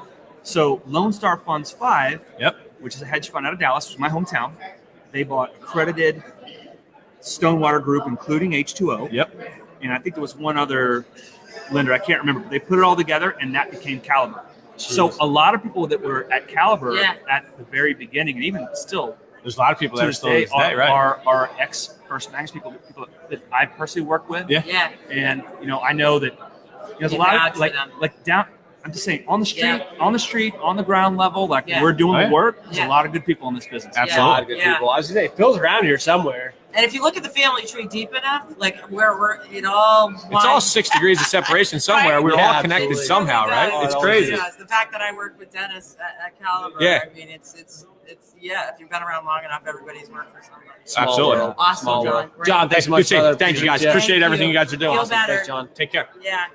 Ladies and gentlemen, what up? Oh my God, the last but the best right here. Am I last? Am I last? You're last. Yeah, we've been here since 7:30 this morning. Like we literally we need water. We might grab. I'm seriously like water break. We might grab Clayton Collins. I'm going to jump in here. I would love to see that. Yeah. You know what? May I? Yeah. May I serve you? Oh no! With a humble servant's heart. Get out of here! Oh my God! Kevin's getting us some water right behind us. You can't even see it. I do too. I'm like, we've been talking for a long time. If you guys can actually hear, send us money and candy too. If you're listening right now. If you can hear, I actually, so my allergies got so bad when I flew here to Florida. I was in Orlando last week, and I've been hanging out in Florida for the last week. My allergies have been horrible. If I end up sick out of this shit, no, I'm not sick. There's Clayton right here. Come here. Yeah. We're at the end of we caught Clayton. I knew I'd catch him Kevin eventually. coming up. Kevin's getting us water. Kevin is literally getting us water. We have talked for so long. I saw that schedule. Today. They're so far. They're so parched, man. We're dry mouth. Clayton, sit down real quick with Kevin. This is kind of wrapping up the day. We've had some incredible people. So guys, I'm going to tag both PRMG and Housing Wire in here. Clayton Collins, Kevin Perennial, PRMG. I mean, so many great things. So first off, what's your guys' takeaway from this event today? Clayton, he's taking a drink, so you get to start. I think one of the big takeaways that we've seen across all of the AIME events is an incredible focus on community and a pretty hungry is probably like the right word to describe a lot of the brokers that are here right now. Absolutely. They're excited. They're pumped. They see huge opportunity in the current rate environment. They're seeing traction in their communities from their referral sources, and they're looking for partners, wholesale partners and technology partners to help them get to the next level. They're talking about Arrive. They're talking about, we've asked a generic box of questions today that have, kind of run the gamut of obviously highlighting their brokerages and their brands, but at the same time, without pointed, stroking, like what is the AIME, what is the AIME convention meant to you? And they're getting into those conversations about like they're waiting for Arrive to come, and they are here to find out what their competitors doing. They're here to find out what the leaders are doing. They're thankful that there is such a community now, because for so long they have been riding along without that unified, and there's been a real sense of competition that existed years ago, and now it's more friendly collaboration because we're stronger if we come together, the heads of the dragon, and we're going to go out on the streets and we're still going to compete, right? Hard, of course, when we leave here. But when we're here, we're going to talk about what matters. Josh said it. He pointed it out a few times that he listened on stage to the top performers, the top originators panels, and they were talking about LO.com on that stage. They were getting down and specific on things you would never think competitors would get into conversations about. So I was going to say, both of you guys have been in this industry for a long time. Like, you understand it. I don't think ever have we seen our industry willing to collaborate on the level that we are now. Would you agree with that? I agree with that. I think winter is coming, right? Ooh, I like that. Yeah, and it is. There's a huge wave out there of consumer choice, and we're in we're in the fourth industrial revolution. I mean, consumers can get what they want, how they want, when they want, right here, even in our industry. They get a ton of information, and that's being used against the local mortgage expert. It benefits us, but it's also being used against us. And that also includes the local real estate expert.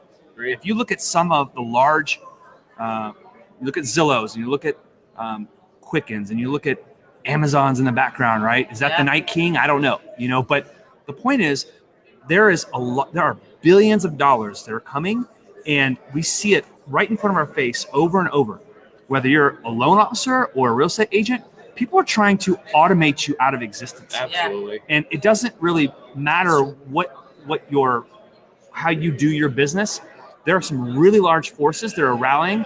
And what's cool about this environment here today is there's a vibe and a feel that someone is at least rallying some troops together, right? Yeah. Everyone's kind of fractured. They're off doing their own thing. I mean, I was just talking to John there, Gibson, at Caliber, and they're a behemoth, but they're also at risk.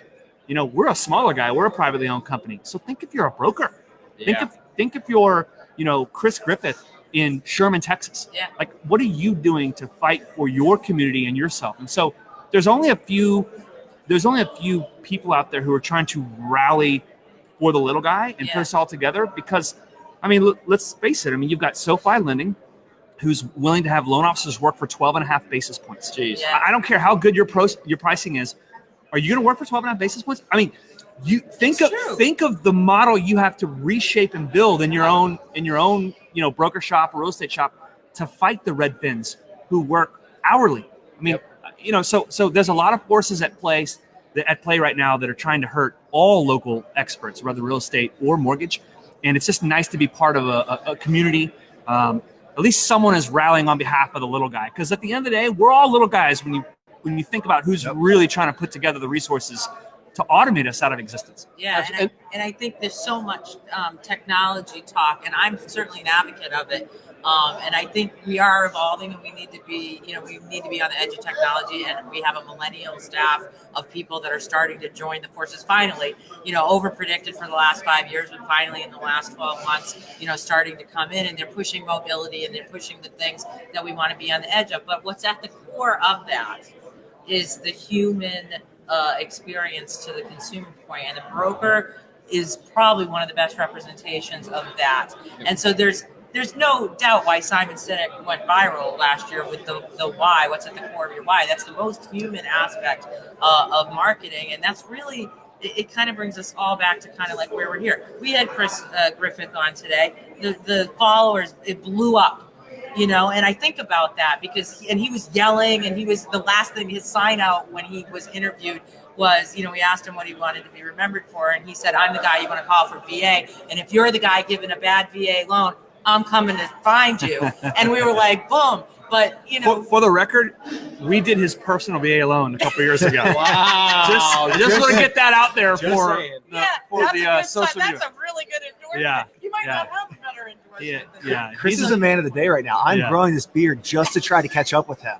I saw that he was attending last week, so I'm putting the razor away. I have to catch up with Chris. I'm 5 days in. I got a ways to go, but I like people that stand up. He stands out. I think he really represents what we need more of. It's transparent, tells the truth. That's right, authentic. Because a lot of people hear noise and they shut it down and they don't really listen to the words. And it's true for Anthony Casa as well. You have to hear what they're saying.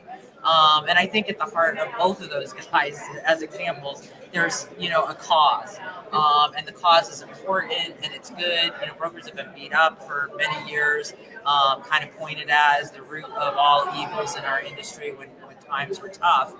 So they've been the guy we shoved to the front line when the bullets were being, And I think that's something that Housing Wire, Clayton, has done so eloquently over the last little while, is really being able to highlight those people who are willing to stand up. Love him or hate him, you have guys like Chris Casa or Chris Griffith, Anthony Casa. Imagine that combination. Oh my God. Little Texas, little Jersey mixed together. That would be holy cow. But Housing Wire is doing it so great that they're educating the industry. I think that's something that we're still missing a lot of. And I think, Kevin, as you've traveled, you probably see that. So what can we look forward to from Housing Wire in the future that's going to continue to help us as originators become educated? Yeah, I mean, I think we've been super fortunate to have a loyal following of leaders from the industry who've been reading us and engaging with us for the last decade. I mean, Housing Wire was founded in 2008, so like coming out of the worst time in the mortgage and housing economy and riding through this last decade has helped us build a really good network of people who are aiding that process of improving the mortgage industry and improving the housing economy. So like at our core, we care about moving markets forward. So if you want to know what's to come with Housing Wire, it's continued focus on moving markets forward. And that starts with serving the two most important professional constituents in the housing industry. That's the loan originator and the real estate agent. And you'll see continued focus there on us helping ensure that originators and agents are as informed as possible and have access to the best information, the most accurate news, the most timely news that we can provide. And we'll live and die by that. And we'll be here. We'll be at every other event in the industry. We'll be talking to the broker. We'll be talking to the banker. We'll be talking to Zillow. We'll be talking to everybody. And doing the best we can to keep everybody informed and hopefully improve the housing economy for the homeowner. The ultimate constituent. So I was just saying, it's your end result as a consumer. That's what we're all focused on. Like ultimately, that's what originators are in for, to really benefit the consumer. And I love that Housing Wire is truly, they're always giving the good, the bad, and the ugly. Yeah. Whatever it is, and you're giving the honest opinion of it. It's really cool to see. Now, to kind of go along with that, Kevin, you mentioned this, is you kind of PRMG's a small guy, which you're really not. I mean, you're being humble with it. We feel like it. I mean, we do. I mean, we're privately owned. There's just two guys that started us, built by originators for originators. These guys were loan officers in the high desert. Literally, they just wanted to take control of underwriting because they didn't like how they were served. And this is in 2001. And so, you know, at $5.5 billion a year, that really is a small lender. And we feel it complements, the originator very well because we're able to still remain kind of, large enough to serve you, but small enough to know you. And that matters, we can hear what you have to say and then even act on it. We have an actual underwriter that, looks at every file and you can get on the phone if you need to. And those things matter when it comes down to, am I going to meet my closing date and am I going to be able to even close this deal? And so, for us, we do feel small. We wanted to kind of keep that feel for who we are. And so I mean, we even look at ourselves kind of like a big broker, to be honest with you. Yeah.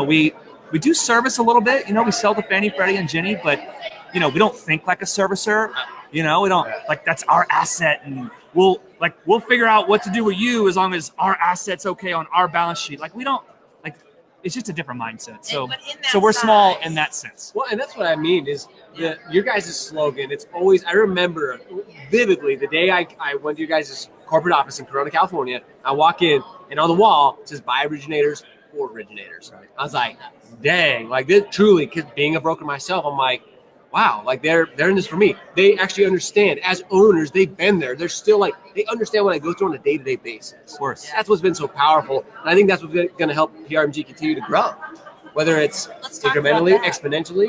Take it at the point you just said. So Kevin just spoke about the size that you are, and you said, we're kind of like a big broker. At that, right around that, when I think about all the lenders and brokers and the sizes that they are, you really are positioned at $5.5 billion in a competitive niche of other national lenders. More lenders than brokers, by the way.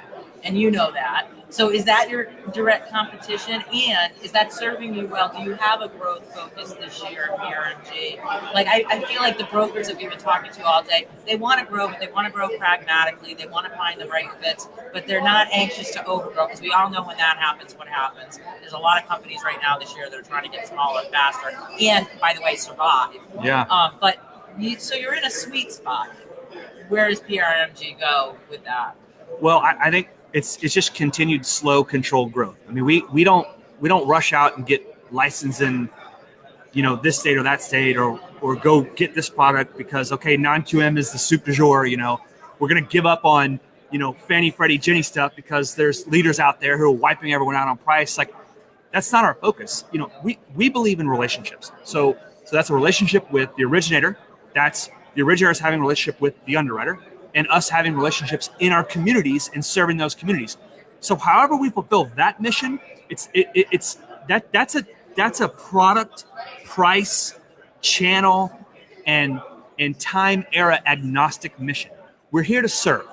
And so we are singularly focused on one thing, and that is serving our communities and serving the originator. And if we run into good people here and good people there, there's some great people in this community. I lived here for 13 years here in Fort Lauderdale. Like I haven't been, back but a couple times. This is my first big trade show. I'm so thankful that AIME is doing a trade show in what was my home for 13 years. I still have my house here. My wife I met here. We got married here. My first two kids were born like 5 miles away. And I'm coming back. He knows the place where we're hanging out tonight. It sounds like apparently. Yeah. Kevin knows the spots that we're all going to. I know. Yeah, I know where like all the married guys with dad bods hang out. So I don't know the cool places though. Me. Yeah. I don't have the mom bod. Yeah, but my point is like coming back here and getting in touch and feel all these relationships we built over years. Like you cannot recreate that. No, and so for us, this business is about relationships. So who am I to say that someone over here has a worse relationship or that's a better relationship? I mean, look, at the end of the day, what do you want out of your relationship? Is your relationship with your lender, what they're going to do with your customer? Are they going to repurpose your customer after? Is it price? Is it service? I mean, there are many, not every relationship is the same. No. And so for us, we're singularly focused on serving the originator and building those relationships. That's a hard mission. So for us, it's slow, controlled growth. Like when that's your mission, I can't Angel Oak is an amazing company. And they came out and they said, you know what? We're going to focus on non-QM. And they were the first one to put AEs rooted all over America. And they're on this single mission and they're growing. I mean, they're growing leaps and bounds way more than we are, right? But they took up a different mission. So our mission is hard. It's like, when I go to church on Sunday, I don't get to decide who I pray for and who I don't. I pray for certain values and certain morals and serving everyone. And so when you do those kinds of things, it's just a harder mission. It's a harder task. But I think it's very fulfilling and very rewarding. And so it helps us grow, but at a slow, controlled pace. And that's who we are as a company. And I think that resonates with most people. But you also have a responsibility to keep everybody in the boat. It's easy when you're starting. Like it's always great when you're entering, the industry and you can grow into anything you want. I say that, and I'm going to give a shameless plug right now for 2020 Vision for Success Coaching. But I'm in the perfect position to grow a coaching company. Yeah, people. I've been here all day and I haven't really plugged myself. I've been good about that, right? But I to the point. I had a business plan and I timed it and I'm growing at this time when I said, okay, I got to jump in. If I'm a race car driver and I got to get on the racetracks with a car in a coaching world, I got to get into that race when there's some wind at my back and the market's going somewhere and I can grow it into what the race is going to be and not what it's been, and I have to evolve. But, when you're a certain size company, you have a responsibility. I mean, you're trying to retain. This is not the year to have bad service. Lenders that are struggling with their margins are gonna, have turnover right now because of the interest rates. And I know reluctantly they're probably also going to have to, and I feel for them because they're going to have to downsize at the corporate and middle management level, in order to get where they need to be. So I think we stay a size that is salvageable and can grow and evolve and become technically savvy. And you're out in the social media world. And listen, PRMG is doing a lot of exciting things, and I'm proud to say that I got asked by Kevin to advocate. We had Christine. She's our chairperson for our PRMG's Women's Advisory Council. Yeah, there you go. And it's part of our our multicultural lending and diversity and inclusion initiative that we've been working on for years. And we kicked off our first internal meeting, and she was our chair, and that was such a great thing that you offered, and what a powerful message it said to all of our female employees. We have 1,800 employees. We've got some high-powered, successful women. But sales gets the spotlight, right? Yeah, so what about the shipper? Like who? Like that person may feel like okay, I didn't win the trip, I don't have the trophy, and I'm over here, and I don't have as much a voice as I want, but you do, and you helped create that voice. And so that's a great initiative we have going on, and we do thank you for that. Yeah, thank you for having me. I point out that again, just to say, if you're a company, you look around at 2019, you try to position yourself. You can't be everything to everybody, but how do you advocate? How do you put your company in a position where you are doing things? And it's great because they went out with an out-facing social media campaign to say, which could be adversarial, and I work with your marketing team, because you're saying we're going to have a women's advocacy group, and what does that mean? And even for me, I'll say this much: I do a lot of things. People think that maybe from a distance I'm a chest-beating feminist, and I'm here to say I represent women. I want women to excel. I want to be a great mentor for them, but I just want them to recognize they're people. If they love what they do it well, earn the respect. Forget about the women's tea. I say it all the time: step up and swing. And if you win, brag about it. I'm going to brag about it. Mm-hmm. And if you don't win, fair and square or whatever. So I just think it's really great for evolution. Absolutely. And speaking about evolution, I want to end on this. You guys are the last interview of the day. It's been a really awesome day. Again, AIME's put on an incredible event. Yeah. Both of you guys travel to these events. Clayton, you mentioned this. You guys are going to continue to go events. I know, KP, you're all over the place. Your travel schedule is nuts. Yeah. Clayton, you're the same way. What should originators be looking for or forward to in the future that's coming? What should they be doing to really make sure they stay ahead and they take advantage of this market that we're in right now? Clayton, start with you. Yeah, I think we mentioned the top originators panel from this morning, and there's some very clear mindsets on that stage. One is a focus on knowledge. So each of those 4 top originators is extremely informed, not only about their region and their market, but what's happening nationally. We talked about that. They were talking about the LO comp. They're talking about cost structure. They understand the pressure that their lenders are facing, and that the retail, their competition is facing. So there's a level of knowledge there that I think if you're going to be a winner in 2020, 2025, 2020, 30, that's not that far off. 11 years. You're going to be a winner in 2020, by the way. But oh yeah, well, 2020. Another plug there. Throw it in. You have to be informed to understand the pressures and the opportunities in the industry. So I think that's kind of the biggest takeaway is information and thirst for knowledge, to really be an expert in your market and build a business that survives not just 2019, but also 2020. Yeah, I couldn't have timed it better. I say that next year's going to be 2020. But I agree with you. What about you, KP? What do you think? Well, you guys do a good job of putting out information. We try. I mean, no, you guys are just the way that you put it out in the right format, size, and time of the day, and the content. I mean, I've become a huge fan of you guys in the last year and a half. Me as well. And it's crazy. You guys have been around forever, but it's been a really good.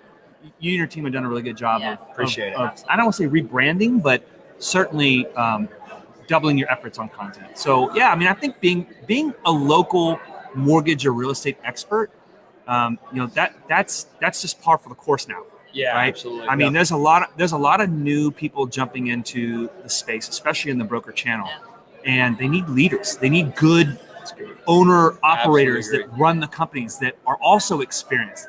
And if you look at what Anthony Costa does and other leaders out there like Phil Shoemaker and Matt Ishbia and yourself and you guys, you're filling a void of leadership. There's a vacuum of leadership in that channel, especially for the younger generation. So they need to see how to operate. So for me, that's kind of just par for the course. Compliance is going to be a really big deal. Andy Harris is as good a thought leader as it gets when it comes to compliance in their industry. But I'll say one more thing: is you can't be obscure. Yeah. You can't be obscure. You can't be forgettable. I mean, where are the eyeballs? How are you putting borrowers' eyeballs on you? I mean, the easiest job to automate right now is a listing agent, right?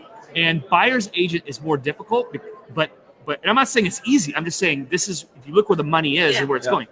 And so if you're a loan officer and you get all your business from real estate agents, you need to now align yourself with those real estate agents and have a strength in numbers approach and use that wisdom and knowledge, and then both be visible, be out there in front of the client. So they're coming to us. Who's fighting for us on a national level? I mean, if you ask the average consumer that's never bought a home, what do they think of? They think of Quicken, they think of Rocket Mortgage, they think of Zillow, they think of maybe Redfin. They don't say any of us, right? But we're the best. I mean, the local expert is the best way to go. So how do we get our name out there? How do we put ourselves out there on a national level and then pull it back into a local level? There are some things that are being worked on out there that will help solve that. I happen to be part investor in a group called Homeowner Now, and it's something we want to bring to local mortgage and real estate experts. And no one is shining a spotlight on the local expert. You know what? UWM is behind Find a Mortgage Broker. Yeah. And like Anthony Costa said, like if you ask the average consumer, like, do you know what a mortgage broker is? They don't know. And so there's this whole education process of trying to get people to find experts, and my fear is that's going to take too long. So anyway, I just think being visible and being out there, like you guys are putting on engaged marketing, which is it.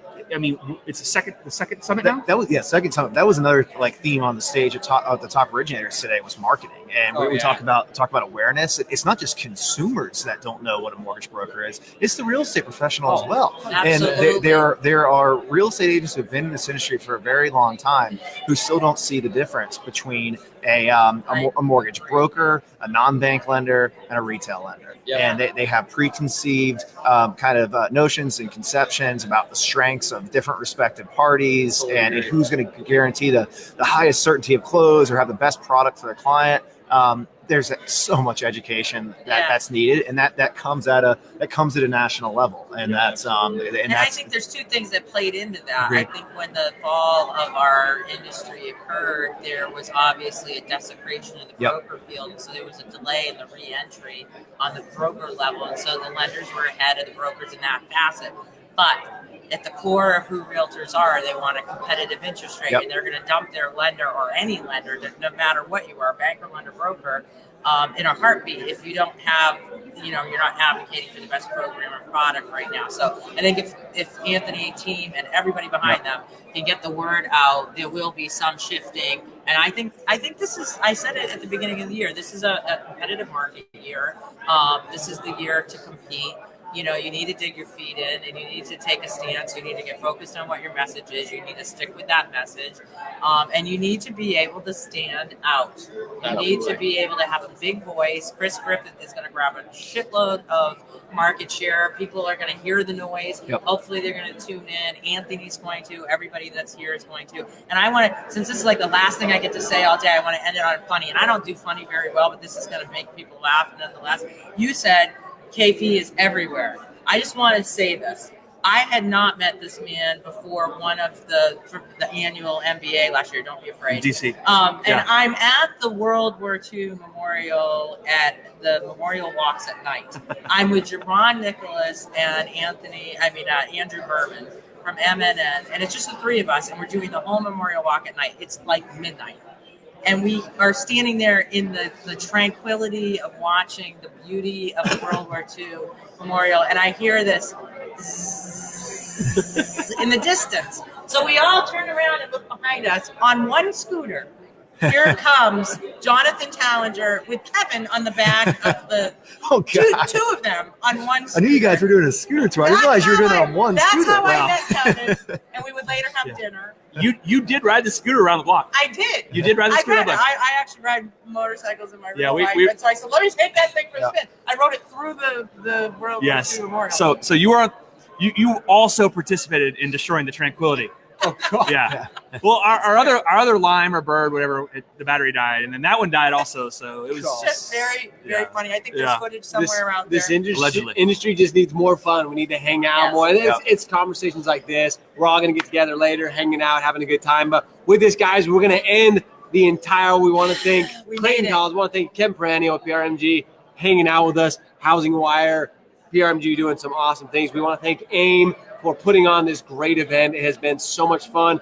Both you guys mentioned it. The community, the culture is truly palpable here. You can feel it, the energy in the air. Super exciting. It's great to see where our industry is going as a whole, continuing to collaborate, uniting the industry through collaboration with Shred Media. I want to thank you guys. I want to thank AIME for an incredible event. Thanks so much. With that, guys, we're out of here. It's been a great day, great afternoon. Thank you. Thank you so much. Thank you guys. Nice work, you guys. Guys, as always, we're signing off. You better show up. You better hustle and repeat it every day. See ya. See ya. Nice. Good Nice. job. Thank you. Awesome. That was an easy 8 hours. Yeah.